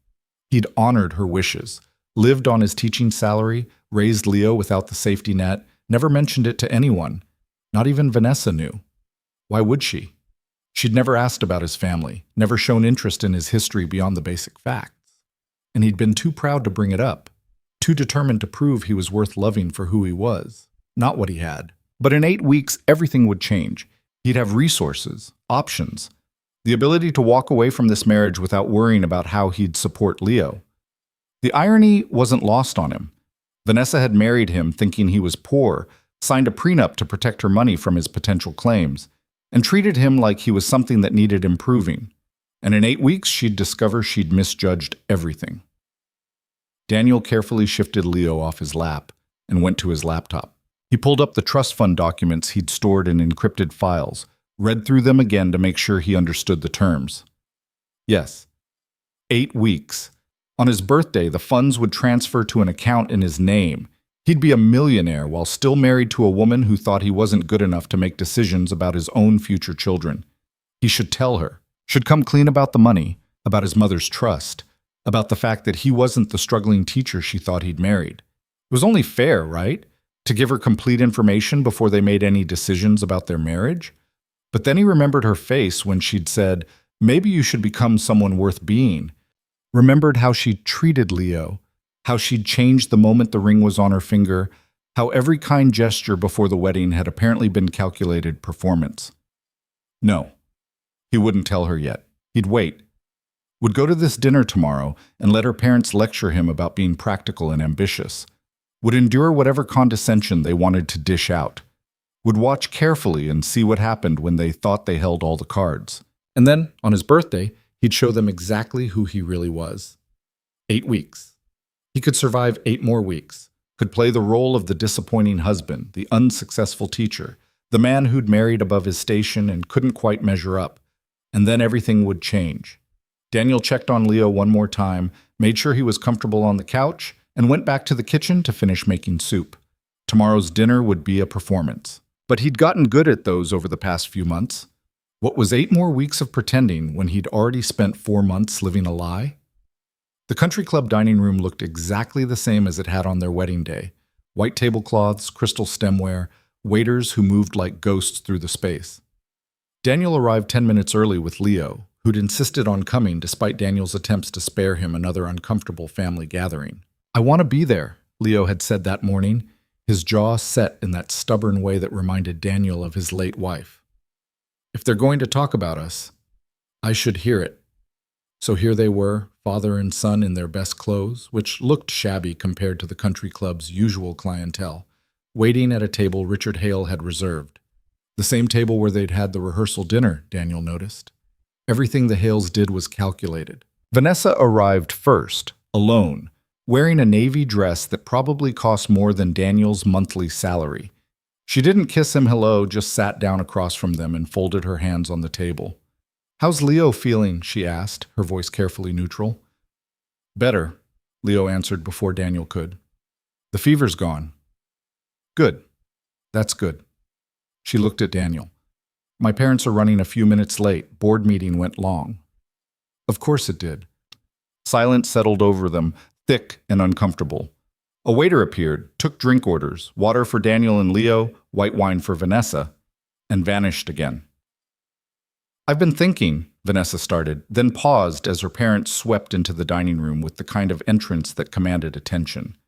Margaret in pearls and a cream suit, Richard in what was probably a $5,000 sports coat. Daniel, Leo. Richard's greeting was perfunctory as he sat down. Margaret kissed Vanessa's cheek before taking her own seat, barely glancing at Daniel and Leo. "Thank you for meeting us," Margaret said, as if Daniel had had any choice in the matter. "We thought it important to discuss things as a family before any rash decisions are made." "What rash decisions?" Daniel asked. "Divorce," Richard said bluntly. "Vanessa mentioned you two had quite the argument yesterday, that you told her to get out. I asked her to leave so Leo wouldn't have to hear us fighting. There's a difference." "Is there?" Margaret's eyebrow arched. Because from what Vanessa described, it sounded rather hostile. Accusatory, even. Daniel felt Leo tense beside him. He put a hand on his son's shoulder, kept his voice level. "Vanessa told me I should become someone worth being, in front of my 7-year-old son." I think asking for space after that was pretty reasonable. Vanessa had the grace to look uncomfortable. "I didn't mean it the way it sounded." "How did you mean it then?" "I meant that you're capable of more, that you're limiting yourself by clinging to a job that's clearly making you miserable." "The job isn't making me miserable. This situation is making me miserable." Richard leaned back in his chair, studied Daniel with cold assessment. "Let's be frank, shall we? You've been in this marriage 4 months and you've done nothing but complain. The commute is too long, the condo isn't homey enough. Leo doesn't like his new school, Vanessa works too much. It's an endless list of grievances without any acknowledgement of the significant improvements to your quality of life." "Improvements," Daniel repeated. "Is that what we're calling it?" "What would you call it?" "You're living in a luxury condo, rent-free. Your son attends one of the city's best private schools, tuition-free. You have access to resources and opportunities you never would have had otherwise. And yet you act like you're the victim in all of this." "I never asked for any of that." Vanessa insisted on the condo, insisted on Leo's school. "I would have been perfectly happy finding a place together that worked for both of us. A place you could afford on your salary." Margaret's tone made it clear what she thought of that idea. Some modest apartment in a questionable neighborhood? How is that fair to Vanessa? How is any of this fair to me? Daniel's voice rose slightly, and he forced himself to breathe, to stay calm. "I wake up at 5:30 every morning. I spend 3 hours a day commuting. I come home exhausted to a house where I'm made to feel like a guest who's overstayed his welcome. My son is miserable at a school he never wanted to attend. And when I try to discuss any of this with my wife, I'm told I need to be more ambitious, more practical, more grateful for the privilege of being allowed into her world." "You signed a prenuptial agreement," Richard said coldly. "You knew what you were getting into." "I signed an agreement that said I had no rights to Vanessa's money. It didn't say anything about being treated like an employee instead of a husband." Vanessa spoke up. "That's not fair, Daniel. I've tried to include you, to bring you to events, introduce you to people who could help your career. I don't want help with my career. I like my career. I'm good at what I do. Why is that so impossible for all of you to understand?" "Because it's limiting," Margaret said, as if explaining something to a slow child. "You're an intelligent man, Daniel. You could do so much more than teach high school history. You could work in education policy, curriculum development, school administration. You could leverage Vanessa's connections to move into a position with real influence." "I have real influence. I influence 17-year-olds every single day. I help them think critically, understand their history, become engaged citizens. That matters to me more than having my name on a policy paper that sits in some bureaucrat's drawer." Richard made a dismissive sound. "Very noble, but nobility doesn't pay bills." I pay my bills just fine. Do you? Because from where I sit, Vanessa is subsidizing your entire lifestyle. I never asked her to do that. You married her, didn't you? Richard leaned forward, his voice taking on a harder edge. You married a woman with significant family wealth. You moved into her home. You allowed her to pay for your son's education. Those were choices, Daniel. You don't get to benefit from them and then complain about the strings attached. Daniel felt something snap inside him. There shouldn't be strings attached to a marriage. That's not how partnership works. Partnership requires both parties to contribute equally. What exactly are you contributing? The question hung in the air like poison. Daniel saw Leo's face go red, saw his son's hands curl into small fists on the table. My dad contributes lots of things, Leo said, his voice shaking but defiant. He makes dinner every night. He helps me with homework. He actually talks to me and cares about how I'm doing. He's not just around counting money and judging people. Leo, Daniel warned softly. No, it's okay. Margaret's smile was thin and cold. Children often don't understand adult complexities. He doesn't comprehend what financial security means, how important it is to plan for the future. I comprehend that you're all being mean to my dad, Leo shot back, and that Vanessa was nice before the wedding, but now she's not, and that this whole thing was a mistake. Vanessa's face went pale. Richard's expression darkened. Perhaps the child should wait outside while the adults talk, Richard said. His name is Leo, Daniel said sharply, and he stays. This conversation affects his life too. Daniel, please. Vanessa's voice wavered slightly. Can we try to be civil? We're all on the same side here. Are we?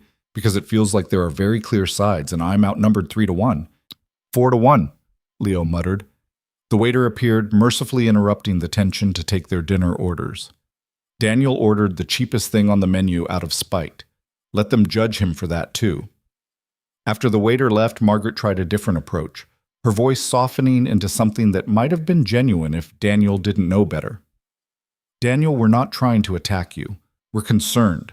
This marriage is clearly not working the way any of us hoped it would, and we want to help find a solution that makes everyone happy. What solution did you have in mind? Richard pulled out a folder from his briefcase. Of course, he'd brought a briefcase to a family dinner and slid it across the table. We've had our attorneys draft a separation agreement. Very generous terms, all things considered. You'd receive a one-time payment of $50,000. Enough to get yourself and Leo settled somewhere comfortable. In exchange, you'd agree to an uncontested divorce, waive any future claims, and sign a non-disclosure agreement regarding your marriage to Vanessa and your time in this family. Daniel stared at the folder, didn't touch it. You're trying to buy me out. We're trying to make an impossible situation more manageable for everyone involved, Margaret corrected. You're clearly unhappy. Leo's unhappy. Vanessa's stressed and miserable. Why draw this out? Why make everyone suffer through months of legal battles when we could resolve this cleanly right now? $50,000, Daniel said slowly. That's what you think my marriage is worth? We think it's a fair settlement, given that you brought essentially nothing to the marriage, and the prenup ensures you'd leave with nothing otherwise. This way, everyone walks away with something. Daniel looked at Vanessa. She was staring at her wine glass, not meeting his eyes. Is this what you want? Did you ask them to do this? I told them I was unhappy, she said quietly, that maybe we'd made a mistake. They offered to help. By paying me to disappear. By making it easier on everyone. Daniel, be honest with yourself. Are you happy? Is Leo happy? Because I'm not. I'm exhausted from trying to make this work with someone who resents everything about my life. I don't resent your life. I resent being made to feel inferior because mine doesn't look like yours. Same thing, Richard interjected. Look, we can debate semantics all night, or we can be practical. You're a teacher making $48,000 a year. $50,000 is more than a year's salary for you. That's not an insult. It's a generous offer. Daniel felt Leo's hand grip his under the table. His son's palm was sweaty, trembling. He thought about that moment yesterday when Leo had asked if divorce would be the worst thing. When his 7-year-old had said maybe it wouldn't be so bad if they could go back to their old life. And he thought about the trust fund, about the $3 million that would be his in 7 weeks and 6 days, about these people sitting across from him, so smug in their certainty that they held all the power, offering him charity like he was some beggar who should be grateful for their scraps. He could tell them right now, could wipe the condescension off their faces in an instant. Watch Richard Hale's expression shift from superiority to shock when he learned that the struggling teacher was about to become wealthier than anyone at this table, except maybe Richard himself. But something stopped him. Some instinct that said, wait, watch, see how far they'll go, see what Vanessa will do when she thinks he's truly powerless. I need time to think about it, Daniel said, pushing the folder back across the table. There's nothing to think about, Richard said impatiently. It's a straightforward agreement. Sign it, take the money, and we can all move on with our lives. I said I need time. How much time? Daniel met Richard's gaze steadily. My birthday is in about 7 weeks. Let me have until then to make my decision. Why your birthday? Margaret asked, suspicion creeping into her voice. Because I'll be 35. Seemed like a good time to make major life decisions. Start a new chapter. Richard studied him, clearly trying to determine if there was some angle he was missing. But Daniel kept his expression neutral, gave nothing away. Fine, Richard said finally. 7 weeks. But the offer doesn't get better with time, Daniel. This is as generous as we're going to be. Understood. The food arrived, and they ate in tense silence. Daniel barely tasted his meal, too focused on the implications of what had just happened. The Hales had essentially offered to pay him to go away quietly. And Vanessa had sat there, said nothing in his defense, agreed that maybe they'd made a mistake. 4 months. That's all it had taken for their marriage to completely disintegrate. After dinner, Richard excused himself to make phone calls and Margaret went with him, leaving Daniel and Vanessa alone with Leo at the table. Their son had fallen asleep with his head on the tablecloth, exhausted from the emotional strain of the evening. I'm sorry, Vanessa said quietly. I didn't know they were going to ambush you like that. Didn't you? Because it seemed pretty coordinated. I told them I was struggling, that I didn't know if I could do this anymore. I didn't ask them to draft separation papers and offer you money to leave. But you're not going to tell them no.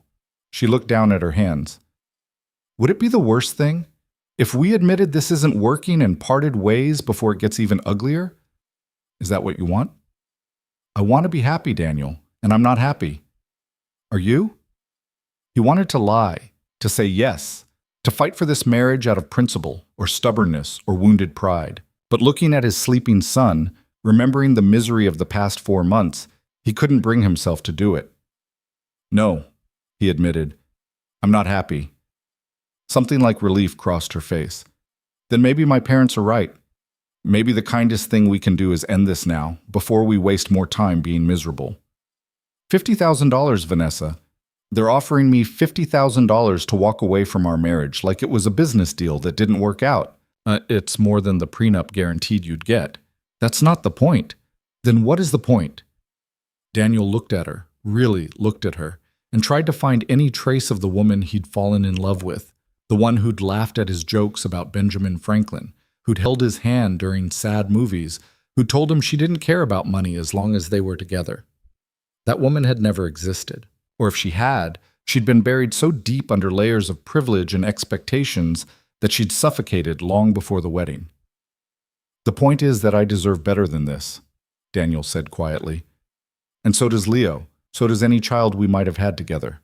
Vanessa flinched. What's that supposed to mean? Nothing. Forget it. He stood up, gently shook Leo awake. Come on, buddy. Time to go home. This is home, Vanessa said, a hint of defensiveness in her voice. For you, maybe.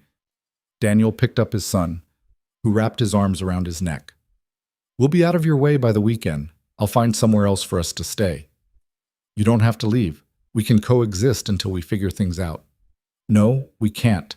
Not anymore. He carried Leo out of the country club, past the other diners who pretended not to watch, past the valets who opened doors with practiced invisibility. His car looked even more pathetic than usual in the parking lot full of luxury vehicles. Leo stirred as Daniel buckled him into the passenger seat. Are we really getting divorced? Looks like it. Good. Leo's voice was small but firm.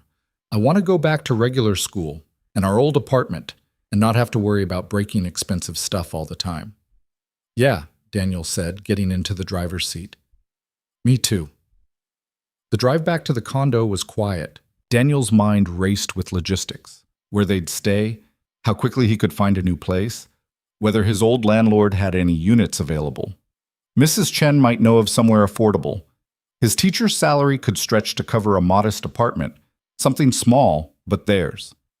7 weeks. He just had to make it 7 more weeks, and then everything would change. He'd take Richard Hale's separation agreement and tear it up in front of him. Would file for divorce on his own terms with his own lawyer. Would make sure Leo got everything he deserved from this disaster of a marriage. Not because Daniel needed Vanessa's money anymore, but because his son shouldn't suffer for his father's mistakes. And Vanessa, what would happen when she found out? When she realized that the man she'd condescended to, the husband she'd treated like a charity case, was actually wealthier than she'd imagined? Daniel wasn't sure he cared. The woman he'd married was a stranger who wore Vanessa's face but possessed none of her warmth. Whatever happened to her when the truth came out was her own problem. They arrived back at the condo close to 10. Daniel carried Leo straight to bed, helped him into pajamas, and tucked him in. "Dad?" Leo's voice was drowsy. "When we move out, can we get a puppy?" Daniel smiled despite everything. "Maybe. We'll see." "That means yes." "That means maybe." Leo grinned, already half asleep. "In your language, maybe means yes, if I'm patient." "Smart kid." "I know." Daniel kissed his forehead, turned off the light, and went to his own room. Vanessa's room, technically, though she hadn't come home yet. Probably still at the country club with her parents, planning their strategy for the divorce. He pulled out his laptop and started searching for apartments. Found a few possibilities in his old neighborhood. Nothing fancy, but clean and safe. He'd call tomorrow, set up viewings for the weekend. His phone buzzed with a text from an unknown number. He opened it, felt his blood run cold.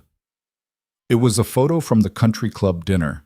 Someone had taken it without his knowledge, him and Leo at the table, looking small and out of place while the Hales sat across from them in their expensive clothes and superior expressions. The caption below read, "Hale family addresses unfortunate marriage complications. More details to follow." Someone was leaking their private business to the press, or at least to whatever gossip circles ran in Vanessa's world. Daniel stared at the photo, at his son's tired face, at his own expression of barely controlled frustration. This is what they'd been reduced to, entertainment for people who had nothing better to do than speculate about other people's failing marriages. Another text came through, this one from a number he recognized. "Vanessa. I'm staying at my parents' tonight. We can talk about moving arrangements tomorrow." He didn't respond. What was there to say that hadn't already been said? The door to the condo opened around midnight. Daniel heard footsteps, assumed Vanessa had changed her mind about staying at her parents', but the footsteps were heavier, wrong. He went to the bedroom door, opened it, and found Preston Hale standing in the living room. "What are you doing here?" Preston looked up from his phone, not particularly surprised to see Daniel. "Vanessa gave me her key. Said you might need someone to talk to." "Talk to about what?" "Come on, man. Don't make this harder than it needs to be." Preston gestured to the couch. "Sit down. Let's be adults about this." "It's midnight. I'm not interested in whatever you have to say. My father offered you 50 grand to walk away quietly. That's insulting. I get it." Preston pulled an envelope from his jacket pocket. "So I'm here to make a better offer. 100,000. Cash. Tomorrow. You take Leo, find a nice place to live, and you don't make waves about any of this. No fighting the divorce, no trying to renegotiate the prenup, no talking to reporters or gossip columnists." Daniel almost laughed. "You people are unbelievable. You really think everything can be solved by throwing money at it?" "Usually can be." "Name your price, Daniel." "What's it going to take?" "I already told your father. I'll give my answer on my birthday. 7 weeks. "Why? What happens in 7 weeks?" "That's my business." Preston studied him with new interest. "You've got something planned, some angle I'm not seeing." "I don't have an angle. I just want time to process the fact that my marriage is over and my wife's entire family is trying to pay me to disappear." "Look, I actually like you. You're a decent guy. A little rigid in your principles maybe, but decent. And I think you genuinely cared about Vanessa, at least in the beginning. But this marriage was doomed from the start. You had to know that. Because I'm not rich enough, not connected enough, not enough of a Hale? Because you come from completely different worlds. Vanessa grew up with nannies and boarding schools and trust funds. You grew up... How did you grow up, Daniel? You never talk about your family. Daniel felt his jaw tighten. My family's not relevant. Maybe it is. Maybe if you'd been more open about your background, about who you really are, this whole thing could have gone differently. Who I really am is a high school teacher who loves his son and tried to build a life with a woman who turned out to be someone completely different than who she pretended to be. And who is that someone? The woman who fell for you at the library, or the woman you've been living with for 4 months? The question hit closer than Daniel wanted to admit. He'd asked himself the same thing countless times. Which Vanessa was real? I don't know, he said finally. Maybe they're both real. Maybe she's just as confused as I am about what we're doing. She's pregnant. The words fell into the room like stones into still water, sending ripples of shock through Daniel's entire body. What? Preston looked uncomfortable, like he hadn't meant to blurt it out that way. Shit. She was supposed to tell you herself. I thought you knew. She's pregnant, Daniel repeated, his mind refusing to process it. How far along? I don't know, a few weeks? She just told my parents tonight, after dinner, after you left. That's why they're so anxious to settle this quickly and quietly. A divorce is one thing. A divorce while she's pregnant with your kid is a whole different PR nightmare. Daniel sat down on the couch, legs suddenly unreliable. Vanessa was pregnant, with his child. The child that, according to the prenuptial agreement he'd signed, he'd have no decision-making authority over. The child who would be raised as a Hale, not a Carter. Does she want to keep it? The question came out hoarse. Of course she wants to keep it. She's already planning the nursery, talking about hiring a nanny, the whole 9 yards. Without telling me. Preston had the grace to look guilty. Like I said, she was supposed to tell you herself. I assumed she had. That's why you wanted 7 weeks, time to figure out custody arrangements or whatever. I wanted 7 weeks because I needed time to think. But this changes everything. Does it? The prenup still stands, Daniel. You signed away your rights before the wedding. This kid will be a Hale. You'll have visitation, sure, but Vanessa and my parents will make all the real decisions. It's all there in black and white. Daniel thought about the separation agreement Richard had presented, about how Vanessa had sat there knowing she was pregnant and said nothing, had let her father offer him money to go away, to walk out of their lives, while his child grew inside her. She should have told me, he said. Yeah, probably, but she was scared. Scared you'd try to use it to renegotiate the prenup or fight for custody or make things complicated. My parents convinced her that the cleanest solution was to let you walk away now, before you knew. Pay you off, get the divorce finalized, and then tell you about the baby after it was all settled. That's despicable. That's practical. You and Vanessa are miserable together. The kid doesn't change that. If anything, it makes it worse. You really want to raise a child in a home full of resentment and regret? Daniel stood up, walked to the window. The city sprawled below them, lights stretching to the horizon. Somewhere out there was his old apartment, his old life, the simplicity he'd given up for love. And now there was a child involved, his child. I need you to leave, he said to Preston. Think about my offer. $100,000. That's enough to set yourself and Leo up really comfortably. Enough to be there for this baby without having to fight a legal battle you can't win. Get out! Preston set the envelope on the coffee table. Money's yours if you want it. Offer's good for 48 hours. After that, it's back to my father's 50 grand. He left finally, and Daniel was alone with the news that changed everything and nothing. Vanessa was pregnant. He was going to be a father again, and his wife had planned to pay him to disappear before telling him. Daniel pulled out his phone, started to call her, then stopped. What would he say? That he knew? That her brother had spilled the secret she'd been keeping? No, he'd wait. Would let her make the next move. Would see if she had the courage to tell him herself, or if she'd keep hiding behind her family's money and lawyers. 7 weeks and 6 days until his birthday. 7 weeks and 6 days until the trust fund matured and he could stop playing the powerless teacher in this horrible drama. But now there was a baby. His baby. And that changed the calculus entirely. Daniel looked down at the envelope Preston had left. $100,000 in exchange for his silence and compliance. More money than he'd make in 2 years of teaching. Life-changing money for someone in his supposed financial position. He picked up the envelope, walked to the kitchen, and dropped it in the trash can. The Hales thought they could buy anything, solve any problem with enough cash. But there were some things money couldn't purchase. Dignity, self-respect, the right to be a father to your own child. They were about to learn that lesson the hard way. Daniel went back to his bedroom, lay on the bed fully clothed, and stared at the ceiling. In the next room, Leo slept peacefully, dreaming of puppies and old apartments and a life that made sense. And somewhere across the city, Vanessa lay in her childhood bedroom in her parents' mansion, a secret growing inside her that she was too much of a coward to share with her own husband. 7 weeks. So much could change in 7 weeks. Daniel closed his eyes and started counting down the days. Vanessa came back to the condo 3 days later. Daniel heard her key in the lock around noon on Saturday, listened to her footsteps pause in the entryway when she saw the packed boxes he'd stacked near the door. "What are you doing?" She appeared in the doorway of Leo's room, where Daniel was wrapping his son's books in newspaper.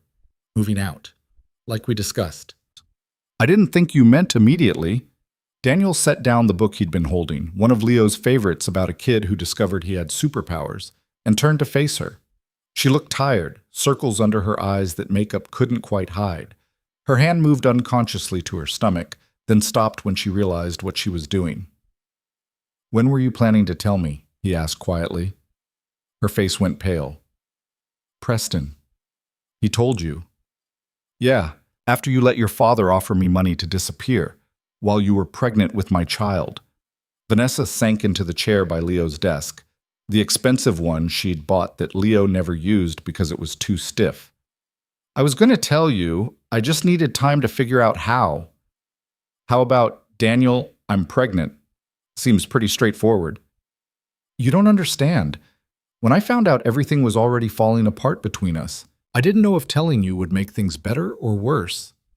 So you decided to keep it a secret while your family tried to buy me off? That was your solution?"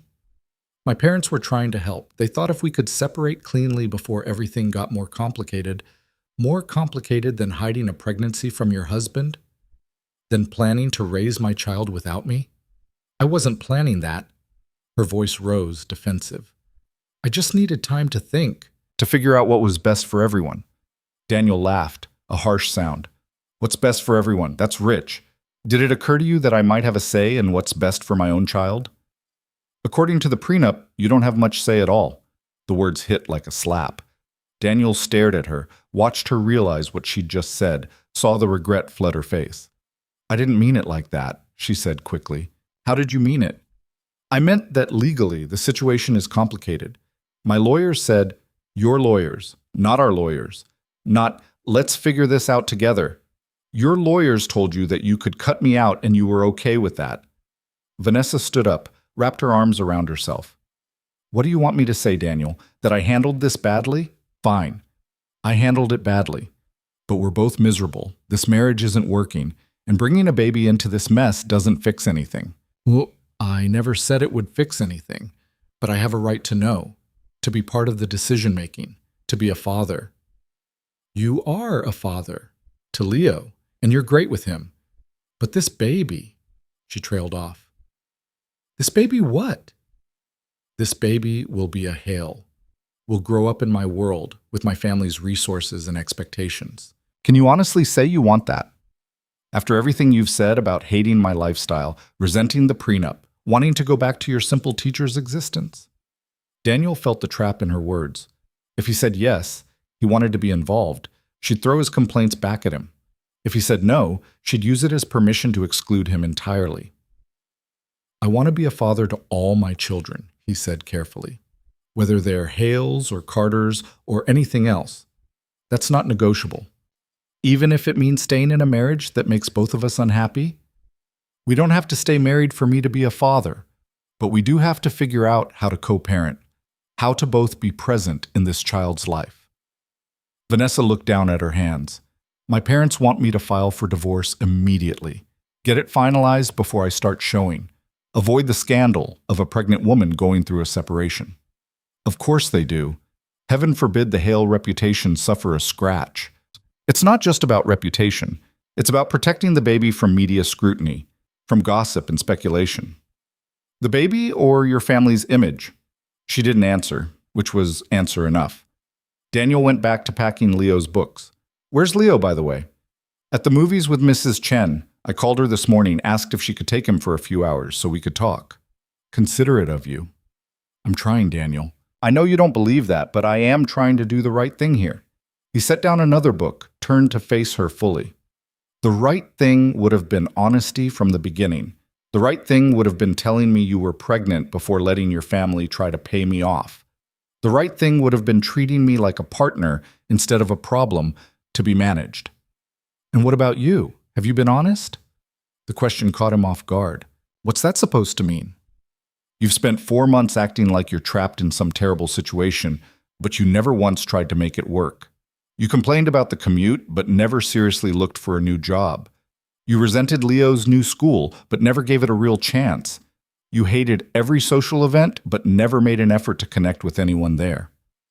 I made plenty of effort. I just didn't want to become someone I'm not to fit into your world.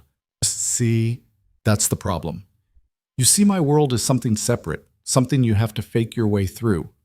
It never occurred to you that maybe you could actually belong here if you wanted to. Because I don't want to. That was never a secret, Vanessa. I told you from the beginning that I was happy with my life. You're the one who thought you could change me. I didn't want to change you. I wanted you to grow. Same thing, in your vocabulary. They stood there, the packed boxes between them, a physical representation of everything that had broken. Daniel could hear the clock ticking in the hallway, could smell Vanessa's perfume, the expensive kind she'd started wearing after the wedding, replacing the simpler scent he'd fallen in love with. How far along are you? He asked, his voice softer. 8 weeks, almost 9. Have you been to a doctor? I had my first appointment yesterday. Everything looks good. The baby's healthy. Her hand moved to her stomach again, protective. I heard the heartbeat. Something in Daniel's chest cracked. He'd heard Leo's heartbeat for the first time at 10 weeks, holding his first wife's hand in a crowded clinic, both of them terrified and excited. It was one of his most precious memories, and Vanessa had experienced that moment without him, hadn't even thought to include him. I would have liked to be there, he said. I know. I'm sorry. She sounded like she meant it. There'll be other appointments, other moments, if you want to be involved. Of course I want to be involved. Why would you even question that? Because you're leaving, packing up, moving out. You're choosing to walk away from our marriage, which means walking away from our daily life together. How involved can you really be if you're not here? It was a fair point, one Daniel had been wrestling with himself. We'll figure it out. Custody arrangements, visitation schedules. Lots of divorced parents make it work. With the prenup, you won't have custody, just visitation rights. My lawyers were very clear about that. Then I'll get my own lawyer. Fight the prenup if I have to. Vanessa's expression hardened. You can try. But that agreement was ironclad. My father made sure of it. You'll spend whatever money you have on legal fees and end up with nothing to show for it except a lot of bitterness. Maybe, or maybe I'll surprise you. Something in his tone made her look at him more closely. What does that mean? Nothing. Just that I'm not as powerless as you seem to think. You're a high school teacher making less than $50,000 a year. My family has an army of lawyers on retainer. This isn't a fair fight, Daniel. Fights rarely are. She studied him, clearly trying to figure out what he was hiding. But Daniel kept his expression neutral, gave nothing away. Let her wonder. Let her worry that maybe she'd underestimated him. The front door opened. Leo's voice called out, Dad? Mrs. Chen said Vanessa's car is in the garage. Is she here? In here, buddy, Daniel called back. Leo appeared in the doorway, saw Vanessa, and his face went carefully blank. Mrs. Chen hovered behind him, looking uncomfortable. I'll just go, Mrs. Chen said. Let you folks talk. Thank you for taking him, Vanessa said. I appreciate it. Mrs. Chen nodded, squeezed Daniel's shoulder as she passed, and left them alone, the fractured family surrounded by boxes. Are we really moving? Leo asked, looking at the packed books. Yeah, I found us a place. It's not as big as this, but it's in our old neighborhood. Walking distance to your old school. Leo's face lit up. Really? I can go back to Lincoln Elementary? If that's what you want. We'll have to talk to the principal, see if they have space in your grade, but I think we can make it work. Yes! Leo pumped his fist, then seemed to remember Vanessa was there. His excitement dimmed. Sorry, your school was nice too. It's okay, Vanessa said quietly. I know you weren't happy there. It wasn't the school's fault.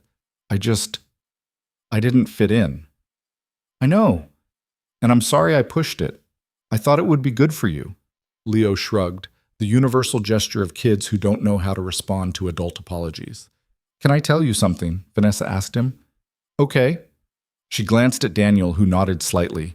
This was her moment, her chance to do the right thing. I'm going to have a baby, she said. You're going to have a brother or a sister.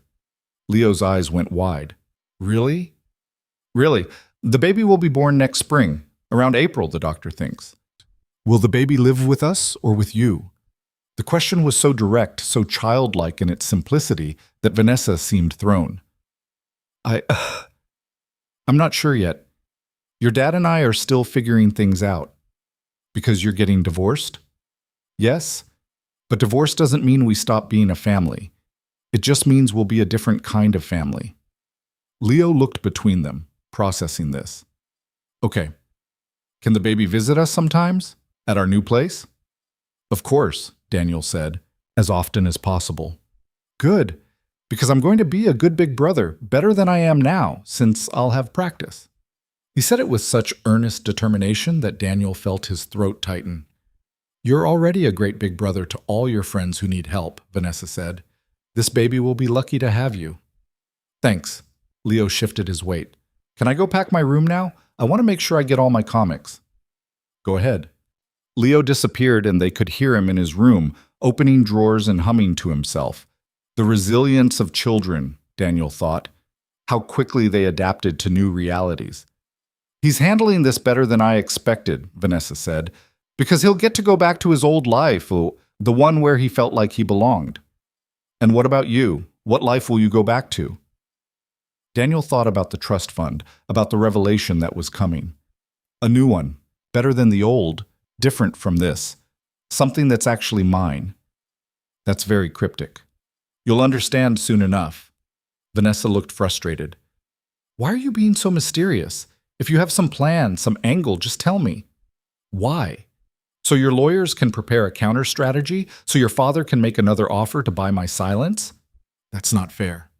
None of this is fair, Vanessa, but we play the hands we're dealt.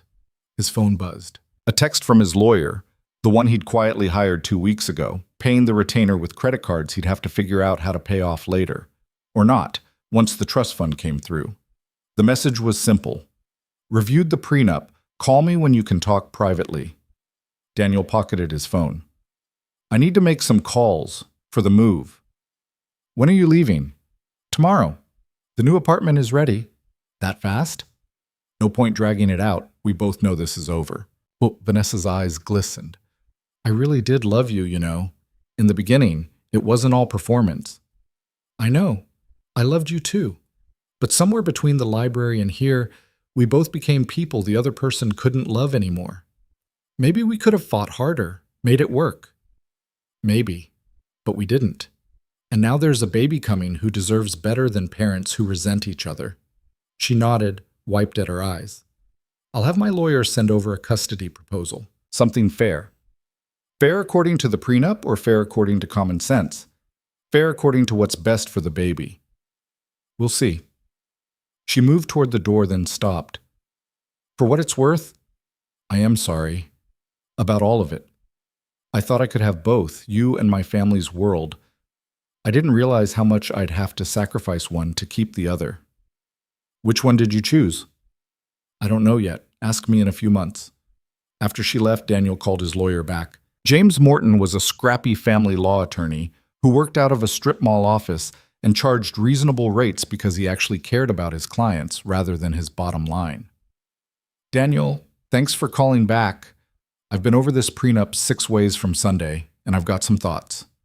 Good thoughts or bad thoughts? Realistic thoughts. The agreement is solid. I'll give Richard Hale's attorneys credit for that. But there are some potential pressure points. The child custody provisions are particularly aggressive, arguably too aggressive. Explain. They essentially strip you of all parental rights while still maintaining your financial obligations. That might not hold up in court, especially if we can prove it's not in the child's best interest to have one parent with unilateral authority. Can we prove that? Depends. How well documented is Vanessa's behavior? Do you have evidence of her treating Leo poorly? Emails, texts, witnesses, who can testify to the hostile environment she created? Daniel thought about the past 4 months. Some texts. Mrs. Chen could probably testify. My school principal noticed I was struggling. That's a start. But here's the thing. Fighting this will be expensive and time-consuming. The Hales will drag it out, try to bleed you dry financially. You said your birthday is coming up, that you'd have a decision by then. Is there something happening on your birthday that changes your financial situation? Yes, significantly. Can you tell me what? Not yet, but trust me, money won't be an issue after that date. James was quiet for a moment. Daniel, I've been doing this for 20 years. I've seen a lot of men in your position, regular guys who marry into wealthy families, sign bad prenups, and get chewed up by the legal system. If you've got some resource I don't know about, you need to tell me. I can't strategize blind. Daniel made a decision. I have a trust fund. It matures on my 35th birthday. $3 million. James let out a low whistle. Well, that changes things considerably. The Hales don't know? Nobody knows. I never mentioned it. It wasn't relevant before. It's very relevant now. If you have independent wealth, it undermines their entire argument that you married Vanessa for money. It also means you can actually afford to fight them in court. That's what I'm counting on. When's your birthday? 6 weeks from today? And you're moving out tomorrow? Yes, getting separation established before I drop the bomb. Smart. Very smart. Okay, here's what we do. We let them think they're in control for the next 6 weeks. We review whatever custody proposal they send over, but we don't agree to anything. We stall, we ask for modifications, we drag our feet. And then on your birthday, we file our own petition.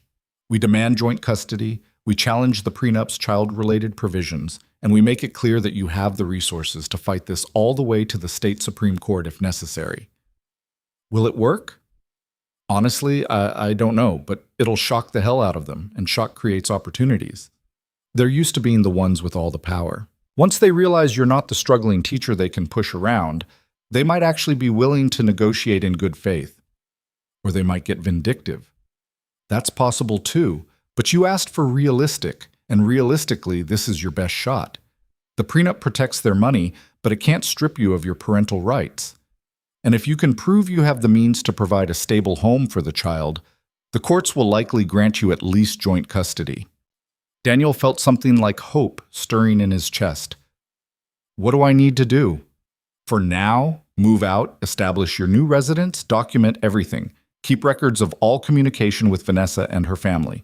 Be a model citizen. And on your birthday, when that trust fund hits your account, you call me immediately. We'll move fast. Thank you, James. Thank you for finally telling me the whole truth. This case just got a lot more interesting. After he hung up, Daniel felt lighter than he had in weeks. He had a plan, a real plan, not just passive waiting. And in 6 weeks, the Hales were going to discover that they'd completely misjudged him. He helped Leo finish packing. They ordered pizza for dinner, the kind from the cheap chain Leo loved, the one Vanessa had always wrinkled her nose at. They ate it straight from the box, sitting on the floor of Leo's nearly empty room, and it felt more like home than any meal they'd had at the condo. "Dad?" Leo asked through a mouthful of pepperoni. "Are you excited about the baby?" "Yeah, I am. Scared too, but excited."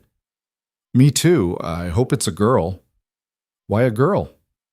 "Because then she'll be different from me, and Vanessa won't compare us. She'll just let her be her own person." The insight stunned Daniel.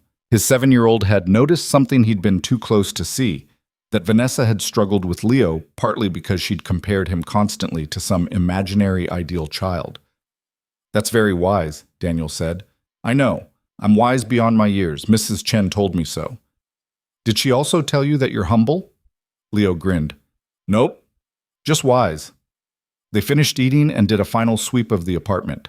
Everything they truly needed fit in Daniel's car and a small U-Haul he'd rented. Amazing how little they'd actually accumulated in 4 months of living in luxury. Most of the stuff was Vanessa's, chosen by Vanessa, meant for a life Daniel had never really been part of. That night, Daniel couldn't sleep. He kept thinking about the baby, about the heartbeat Vanessa had heard without him, about the appointments and moments and milestones he'd miss if the Hales got their way. But he also thought about 6 weeks from now, about walking into Richard Hale's office with his bank statements showing 7 figures, about the look on their faces when they realized their entire strategy had been built on a false assumption. His phone lit up with a text. Vanessa, I know you're probably asleep, but I couldn't stop thinking. I really am sorry about how I handled the pregnancy news. You deserved better. Daniel stared at the message. It was 2 in the morning. She was lying awake too, probably in her childhood bedroom, probably terrified and confused and angry all at once. He typed back, We both made mistakes. Let's just focus on doing better for the baby.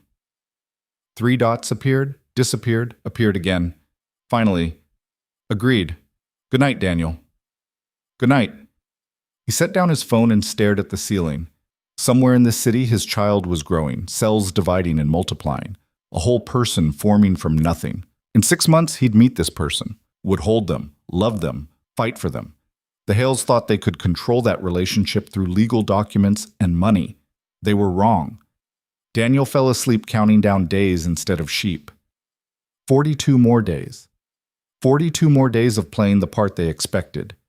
And then everything would change. The move the next day was quick and efficient. Mrs. Chen helped, recruiting her son and his truck. Their new apartment was exactly what Daniel remembered from his old neighborhood. Small, a little worn, but clean and safe. 2 bedrooms, a kitchen where you could actually cook, a living room that felt lived in rather than staged. Leo explored every inch of it, claimed the smaller bedroom with a window that faced a park, and immediately started unpacking his comics and action figures. No expensive furniture to worry about breaking, no rules about indoor voices or keeping things pristine. It's perfect, Leo announced, flopping on his bed, the same one from their old apartment, moved from storage. It even smells right. Daniel laughed. What does it smell like? Home. It smells like home. That night they ate Chinese takeout on paper plates and watched a movie on Daniel's laptop because they didn't have a TV yet. Leo fell asleep halfway through, and Daniel carried him to bed, tucked him in, and sat for a while just watching his son sleep. One child safe. One child happy. One child who knew his father would fight for him. And soon, another child to fight for. Another person to protect from the Hales' belief that money could solve everything, control everything, buy everything. Daniel's phone buzzed, a reminder he'd set weeks ago. 41 days until birthday. He smiled in the darkness of his son's new old room and started counting down again. The countdown became a ritual. Every morning, Daniel would check his phone and subtract 1 more day from the total. 41 days. 40 days. 39. Each number brought him closer to a freedom he could almost taste. Life in the new apartment settled into a comfortable rhythm. Leo transferred back to Lincoln Elementary and came home every day with stories about his old friends, his face bright in a way it hadn't been in months. Daniel's commute shrank to 15 minutes. He started arriving at school early again, staying late to help students who needed it, remembering why he'd chosen teaching in the first place. Mrs. Rodriguez noticed the change immediately. "Whatever you did, keep doing it," she said one afternoon, catching him in the hallway between classes. "You're back, the real you." Just simplified my life a bit. However you want to phrase it, your students are responding. I've had 3 parents email to say how much their kids are enjoying your class again. It felt good. Better than good. Daniel had forgotten what it was like to go to bed tired from meaningful work rather than exhausted from maintaining a facade. But the Hales weren't making things easy. 2 weeks after the move, their lawyers sent over a custody proposal that made Daniel's blood boil. Supervised visitation only, every other weekend, no overnight stays until the child turned 5. All major decisions, medical, educational, religious, reserved exclusively for Vanessa. "It's worse than I expected," James said when they reviewed it together. "They're not even pretending to negotiate in good faith." Can they actually enforce this? With the prenup? Maybe. It depends on the judge, how we present our case. But Daniel, they're banking on you not being able to afford a prolonged legal battle. They want you to look at this, realize fighting it would bankrupt you, and accept whatever scraps they're willing to offer. They're going to be disappointed. 28 days until your birthday. Think you can hold out? I've made it this far. Daniel signed nothing, agreed to nothing. His lawyer sent back a counter-proposal, joint legal custody, equal decision-making, a reasonable visitation schedule that actually allowed him to be a father. The Hales lawyers rejected it within hours. The back and forth continued for weeks. Meanwhile, Vanessa started showing. Daniel saw her twice during this period, once at a scheduled meeting with their lawyers, once by accident at a coffee shop near his old neighborhood. The coffee shop encounter was awkward. She was there with two friends, her hand resting on her small but visible bump. Daniel was picking up drinks for himself and Mrs. Chen when he spotted her through the window. Their eyes met. She excused herself from her friends and came outside to where he stood on the sidewalk. "Hi," she said. "Hi. How's Leo?" "Good. Really good, actually. Back at his old school, seeing his friends again. He's happy." "That's good. I'm glad." She looked down at her coffee cup. "I've been meaning to call you about the next ultrasound. It's in 2 weeks. I thought maybe you'd want to come." The invitation surprised him. "I'd like that." "It's on a Tuesday, 10 in the morning, Dr. Keating's office downtown." "I'll be there." She nodded, seemed about to say something else, then stopped. "Your lawyer's counterproposal. It was fair, more than fair. But your parents rejected it anyway. They think you're bluffing, that you'll eventually accept their terms because you don't have the resources to fight." "What do you think?" Vanessa looked at him carefully. "I think you've been different these past few weeks, more confident, like you know something they don't." "Maybe I do." "Are you going to tell me what it is?" "Eventually, not yet." She smiled slightly. "You've gotten mysterious in your old age." "I'm not old. I'm about to turn 35. Something flickered in her expression. "Your birthday. The deadline you set. That's soon, isn't it?" 3 weeks. "And then what happens?" "Then everything changes." He left her standing there, coffee in hand, confusion written across her face. Let her wonder. Let her report back to her parents that Daniel Carter was up to something. It would make the reveal that much sweeter. The weeks crawled by. Daniel threw himself into teaching, into being present for Leo, into preparing for the moment that would upend everything. He met with James twice more, refining their strategy. They'd wait until the morning of his birthday, let the trust fund transfer complete, verify the funds were available, and then make their move. "We'll file a new custody petition," James explained. "With your financial disclosures showing significant assets, we'll request joint legal and physical custody, challenge the prenup's child-related provisions, and make it clear you're prepared to take this all the way to trial if necessary." And then? And then we see how they react. My guess? They'll want to settle quickly once they realize their leverage is gone. Richard Hale doesn't like being caught off guard, and he definitely doesn't like prolonged public legal battles. The Tuesday before his birthday, Daniel kept his promise and showed up at Dr. Keating's office for the ultrasound. Vanessa was already there, sitting in the waiting room in yoga pants and an oversized sweater that couldn't quite hide her growing belly. "You came," she said, sounding genuinely pleased. "Of course I came. It's my child too." They went back together, and Daniel experienced the surreal moment of sitting beside his estranged wife while a technician spread gel on her stomach and moved a wand across her skin. And then there it was, a grainy black and white image that gradually resolved into something recognizable. A head, arms, legs. "Baby's measuring right on track," the technician said cheerfully. "Would you like to know the sex?" Daniel looked at Vanessa. She looked at him. "Yes," they said simultaneously. "It's a girl." "Congratulations." "A daughter." Daniel felt emotion slam into him. Joy, fear, love for someone he hadn't even met yet. Beside him, Vanessa was crying silently, her hand still on her belly. "A girl," she whispered. Leo was right. He said he hoped it would be a girl. They sat in Vanessa's car afterward. She'd insisted on talking before he left, and she showed him the ultrasound photos. Their daughter, tiny and perfect, and completely unaware of the legal battle being waged over her future. I've been thinking a lot, Vanessa said, about what my lawyer proposed, what yours proposed, about what's actually best for her. She touched the ultrasound photo. And I realized my parents' plan isn't best. It's just most convenient for them. What are you saying? I'm saying I want to work something out. Between us, not through lawyers. Something that actually lets you be her father. Daniel studied her face, looking for the manipulation, the angle. But she seemed sincere. Tired and scared, but sincere. What changed? He asked. Hearing her heartbeat. Seeing her on that screen.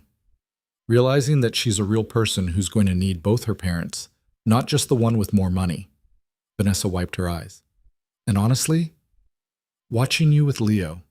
You're a good father, Daniel. Better than I gave you credit for. This baby deserves to have you in her life. Really in her life. Your parents won't like it. Probably not. But it's not their decision, it's mine. Ours. What about the prenup? The prenup covers assets and money. It doesn't have to dictate how we raise our daughter. We can agree to joint custody, shared decision-making. My lawyers will scream, but they work for me, not the other way around. It was everything Daniel had been fighting for, offered freely. He should have felt relieved. Instead, he felt suspicious. Was this genuine? Or was it a trap? A way to get him to drop his guard before his birthday revealed his hand? I need time to think about it, he said. Talk to my lawyer. Of course, but Daniel, I mean it. I want to do better, be better, for her. She looked down at the ultrasound photos again. I've been seeing a therapist, working through some stuff about my parents, about their expectations, about who I became trying to please them. And I'm realizing I don't like that person very much. Vanessa, let me finish. I was horrible to you, to Leo. I became everything I swore I'd never be. Judgmental, materialistic, cruel. And I'm sorry, truly sorry. I don't expect you to forgive me, but I need you to know that I see it now. How badly I messed up. Daniel didn't know what to say. This vulnerability was new, unexpected. It reminded him of the woman he'd met at the library, before wealth and expectations had armored her. We should talk more, he said finally. After my birthday. After some things get settled. Your mysterious birthday deadline. You're really not going to tell me? You'll find out soon enough. He left her there, drove back to his apartment with the ultrasound photo she'd given him. A daughter. Lily, he thought suddenly. He'd always liked that name, strong but gentle. His daughter, Lily. That night he showed Leo the ultrasound photo. His son studied it seriously, like it was a treasure map. She's really small, Leo observed. She'll get bigger. By the time she's born, she'll be about this big. Daniel held his hands apart to show the size of a newborn. And then she'll live with us sometimes? Yeah, I hope so, if we can work it out with Vanessa. Vanessa was nicer today. I saw you guys in the parking lot when Mrs. Chen picked me up. You were talking and she wasn't yelling. She's trying to be better. Do you think she really will be? Or is she just pretending again? The question gutted him. His 7-year-old had learned to doubt sincerity, to look for the angle. What kind of childhood was that? I don't know, buddy. But people can change if they really want to. We'll have to wait and see if she really wants to. 3 days until his birthday. The countdown was almost over. Daniel barely slept, running through scenarios in his mind. How would he tell them? What would he say? How would they react? His birthday fell on a Saturday. He woke early, checked his phone, and saw the confirmation email from the trust management company. The funds had transferred overnight, $3,247,000 sitting in an account with his name on it. He was rich. Actually, genuinely wealthy. Daniel got out of bed, made coffee, and called James. It's done, he said. The money transferred. Perfect. I'll file the petition first thing Monday morning. But Daniel, we should probably inform the Hales before they see it in court documents. Give them a chance to react privately. I was thinking the same thing. I want to tell them in person. That's bold. Possibly stupid, but bold. Set up a meeting, tomorrow. Tell their lawyers we have new information that affects the custody negotiations and we'd like to discuss it before proceeding further. They're going to think you're caving, coming to accept their terms. Good. Let them think that. James scheduled the meeting for Sunday afternoon at Richard Hale's office, the same building where Hale Enterprises was headquartered, where Daniel had felt so small and inadequate during their engagement. It felt fitting to return there as an equal. That night, Daniel couldn't stop looking at his bank account, refreshing the page just to see the numbers. $3 million. Enough to fight any legal battle, enough to secure Leo's future and his daughter's, enough to never feel powerless again. He thought about telling Leo, then decided to wait. His son didn't need to know about money. He just needed to know his father could take care of him. The specifics didn't matter. Sunday arrived cold and gray. Daniel dressed carefully, not his best suit, which would signal he was trying too hard, but nice clothes that said he took this seriously. He left Leo with Mrs. Chen, drove downtown, and parked in the visitor's lot of Hale Enterprises. James met him in the lobby. Ready? Beyond ready. They took the elevator to the executive floor. The receptionist directed them to a conference room where Richard, Margaret, Preston, and Vanessa waited with their 3 lawyers. An army against 2. Daniel? Richard's greeting was curt. You said you had new information. Let's hear it. Daniel sat down across from them, set his briefcase on the table. He pulled out a folder, slid it across to Richard. What's this? Richard opened it, scanned the first page. His expression shifted from irritation to confusion to shock in the space of seconds. This is a bank statement. My bank statement, as of yesterday. Margaret grabbed the papers, read them herself. Her face went pale. $3 million. Where did you get $3 million? A trust fund. From my mother. It matured yesterday on my 35th birthday. Silence crashed over the room. Preston leaned forward to look at the documents. Vanessa stared at Daniel like she'd never seen him before. Your mother, Margaret repeated. Your mother who died when you were young. That mother? She came from money. Old money, actually. Made some smart investments before she got sick. Set up a trust for me with very specific instructions. I couldn't access it until I was 35, and I couldn't tell anyone about it. She wanted me to build my own life, make my own way, become my own person before having access to this kind of wealth. Richard was still staring at the papers. You've had this the entire time. Through the engagement, the wedding, the marriage. You knew you had millions coming and you said nothing? I honored my mother's wishes. The trust was never relevant to my relationship with Vanessa. I didn't marry her for money. I didn't need money. I married her because I loved her. You let us think you were poor, Margaret said, her voice sharp with accusation. You signed that prenuptial agreement knowing you had your own wealth. I signed the prenup because you demanded it, because you threatened to disown Vanessa if I didn't, and because I wanted to see what kind of people you really were when you thought you had all the power. Daniel looked at each of them in turn. Turns out, you're exactly the kind of people I thought you were. Preston spoke up. So this whole time you've been playing us? Acting like the struggling teacher while you knew you were sitting on millions? I wasn't playing anyone. I am a teacher. I do make $48,000 a year. I chose that job because it matters to me, not because I had no other options. The money doesn't change who I am or what I value. Richard's face had gone red. This changes nothing. The prenuptial agreement still stands. You have no claim to our family's assets. I never wanted your family's assets, Daniel said calmly.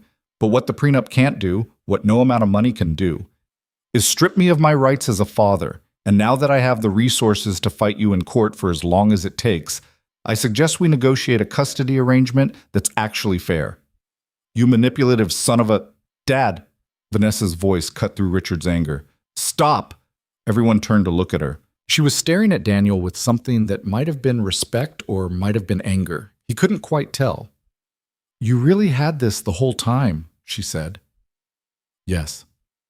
And you never once mentioned it. Even when we were talking about money, about my family's wealth, about our different backgrounds. It wasn't relevant. I loved you for who you were, not what you had. I wanted you to love me the same way. But you let us make fools of ourselves. Let my father offer you $50,000 to go away when you had millions in the bank.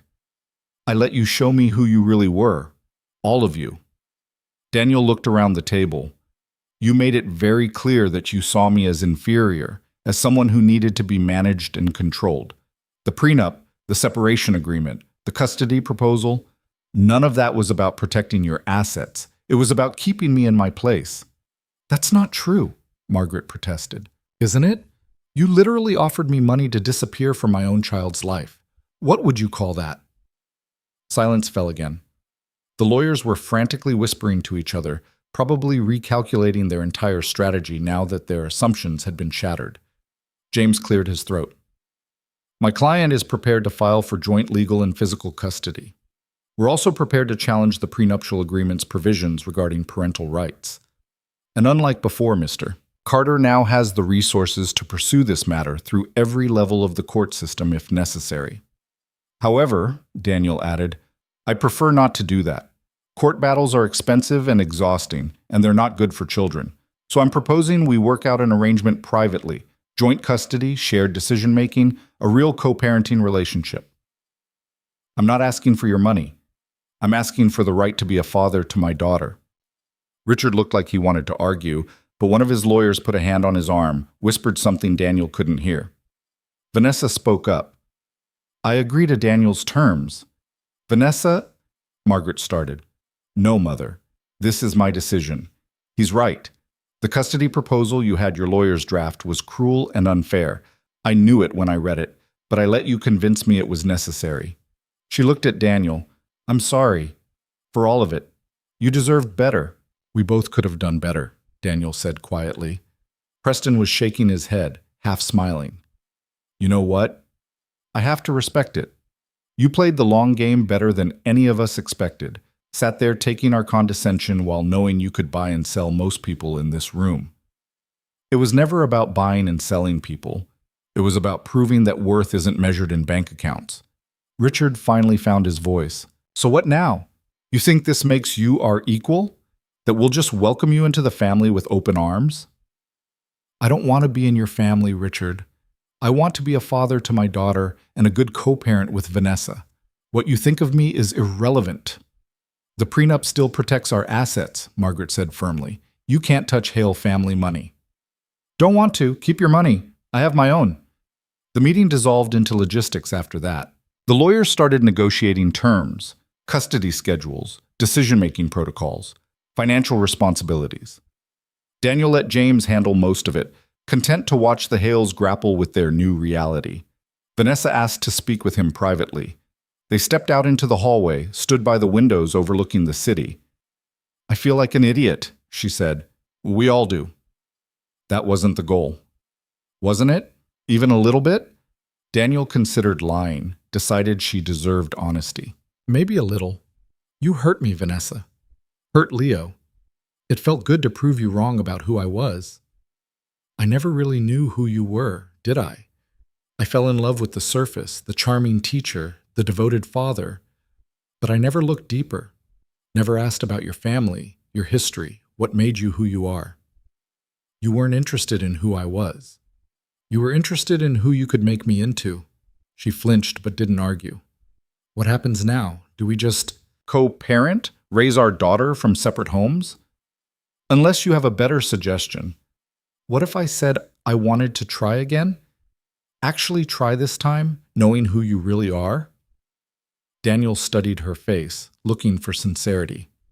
Found it, along with hope and fear, and something that might have been the beginning of genuine self-awareness.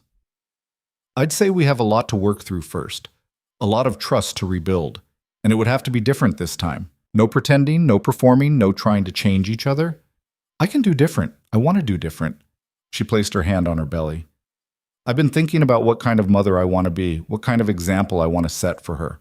And I don't want to raise her the way I was raised, measuring people by their bank accounts, judging worth by status. I want her to know that people are more important than things. That's a good start. Is it enough? I don't know yet. Ask me in a few months.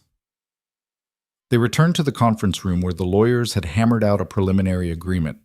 Joint legal custody, a shared parenting schedule that would start after the baby was born, equal say, in all major decisions. It wasn't perfect, but it was fair. Actually fair, not Hale family definition of fair. Richard signed the documents with obvious reluctance. This doesn't mean we're friends, Daniel, or family. Understood, but we are going to be in each other's lives for the next 18 years at minimum. We can make that adversarial, or we can make it functional. Your choice. You've made your point. You're not the powerless teacher we thought you were. Congratulations. You won. This wasn't about winning. It was about being treated with basic human dignity. Daniel left the Hale building with James, both of them quiet until they reached the parking garage. That was satisfying, James said finally.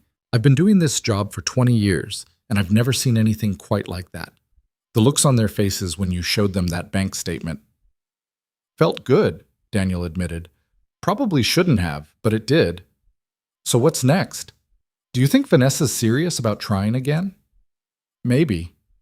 I don't know if I want to try again, honestly. A lot of damage was done. Well, you've got time to figure it out. The baby's not due for another 4 months. Daniel drove home thinking about Vanessa's question. Did he want to try again? The woman who'd stood in that hallway seemed different from the one he'd married. More genuine, less armored. But was that real change, or just another performance? Leo was waiting when he got home, practically vibrating with curiosity. How did it go? Did you tell them? I told them. What did they say? A lot of things. Most of them shocked. But the important part is that we worked out a custody agreement. I'll get to be a real father to your sister. That's good. Leo hesitated. Does this mean you're rich now, like Vanessa's family? Kind of. I have money that was left to me by your grandmother, my mother. The one I never met? Yeah, she died when I was 17, but she made sure I'd be taken care of when I got older. Leo processed this.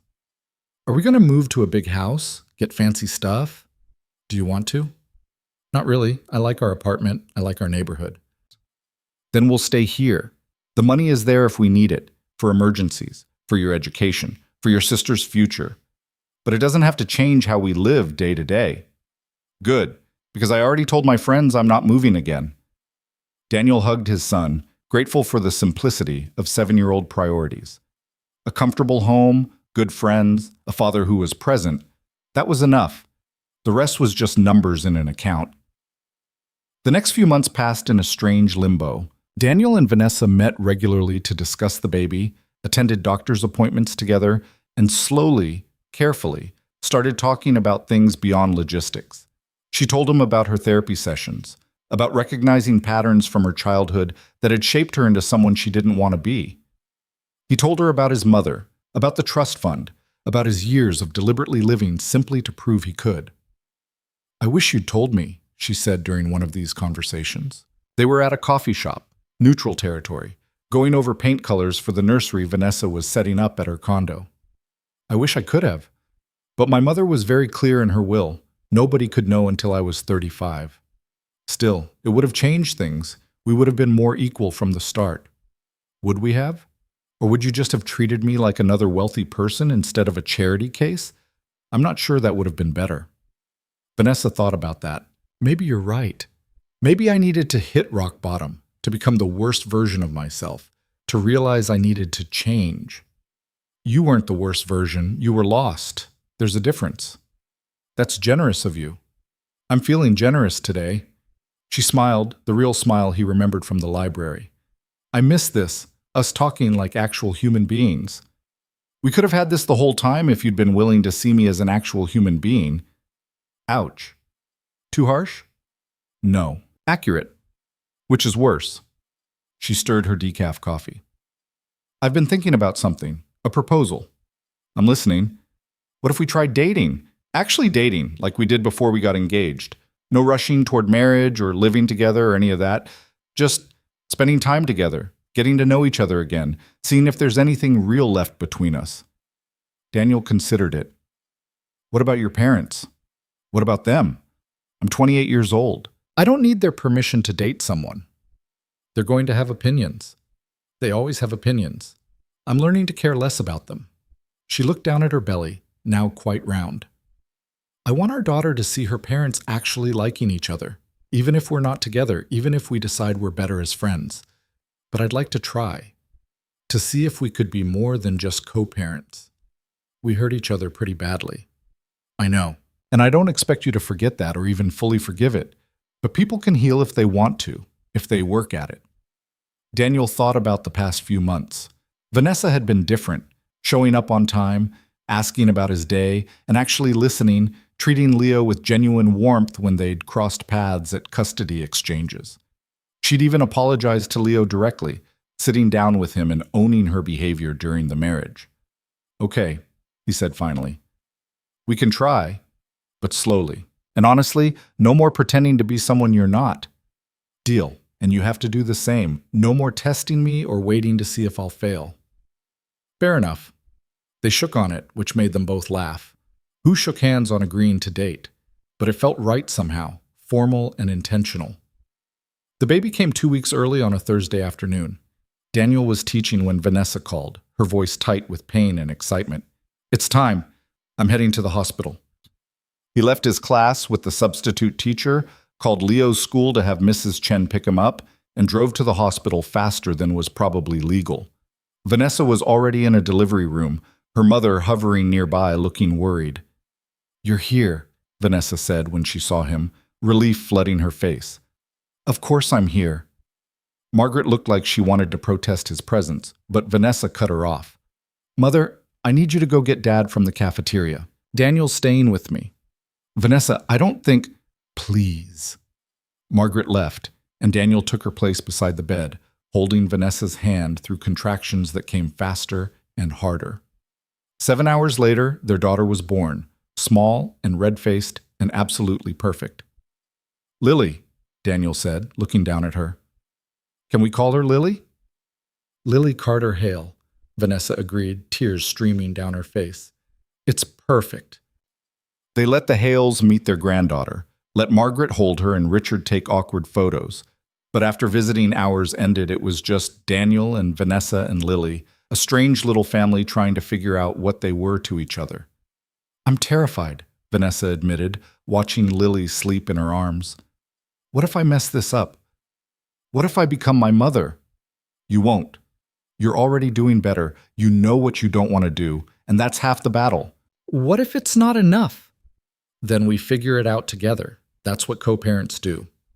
Over the next month, they settled into a rhythm. Lily split time between Daniel's apartment and Vanessa's condo. It was messy and imperfect. Vanessa struggled with breastfeeding. Daniel panicked when Lily ran a slight fever. They argued about sleep training methods and when to introduce solid foods. But they worked through it, talking instead of shutting down, asking for help instead of pretending they had all the answers. Leo was a natural big brother, gentle and patient with Lily in a way that made Daniel's heart hurt with pride. Even the Hales slowly came around, though Richard still couldn't quite meet Daniel's eyes without obvious discomfort. 6 months after Lily's birth, Vanessa showed up at Daniel's apartment on a Saturday morning with a proposal. I've been thinking, she said, settling onto his worn couch with Lily asleep against her shoulder. About us. About this. She gestured vaguely at the space between them. And I think I'd like to try actually living together again. Not in my condo or in your apartment, somewhere new, somewhere that's ours, that we choose together. Daniel's heart did something complicated. That's a big step. I know, and maybe it's too soon, but I miss you. I miss being a family, all of us together. Leo misses having his sister around all the time, and I think we're actually good together now. We've learned how to communicate, how to compromise, how to be honest even when it's hard. What about your parents? What about them? I'm done living my life according to their expectations. I want to make decisions based on what's best for us. You, me, Leo, and Lily. They're not going to be happy. They'll survive. And honestly, I think they're starting to respect you. Dad mentioned last week that he admired how you handled the custody negotiations. That's high praise from Richard Hale. Daniel looked at his daughter sleeping peacefully, at Vanessa holding her with such natural tenderness, at the life they'd started building in pieces. It wasn't the life he'd imagined when he'd fallen in love at the library. It was harder, messier, more complicated, but it was real. Okay, he said, let's try, but we do it right this time. We find a place that works for all of us. We make decisions together. We don't let money or status or anyone else's expectations dictate how we live. Agreed. Oh, and one more thing. Vanessa reached into her bag and pulled out a document. I had my lawyer draw this up. It voids the prenuptial agreement. Completely. If we're going to do this, we're doing it as actual equals. Daniel stared at the document. Vanessa, you don't have to. I know I don't have to. I want to. That prenup represented everything that was wrong with how we started. I want us to start fresh with nothing hanging over us. He took the document, read through it, and felt something loosen in his chest that he hadn't realized was still tight. Your parents are definitely not going to be happy about this. They'll get over it, and if they don't, that's their problem. They found a house 3 weeks later in a neighborhood halfway between their old worlds. Not as fancy as Vanessa's condo, not as modest as Daniel's apartment. It had 4 bedrooms, a yard for Leo to play in, and a kitchen that was big enough to cook in but small enough to feel cozy. It cost more than Daniel would have spent on his own, but less than Vanessa's family would have expected. It was compromise made physical. Moving day was chaos. Mrs. Chen helped, along with some of Daniel's teacher friends and even, surprisingly, Preston, who showed up with a truck and actual manual labor.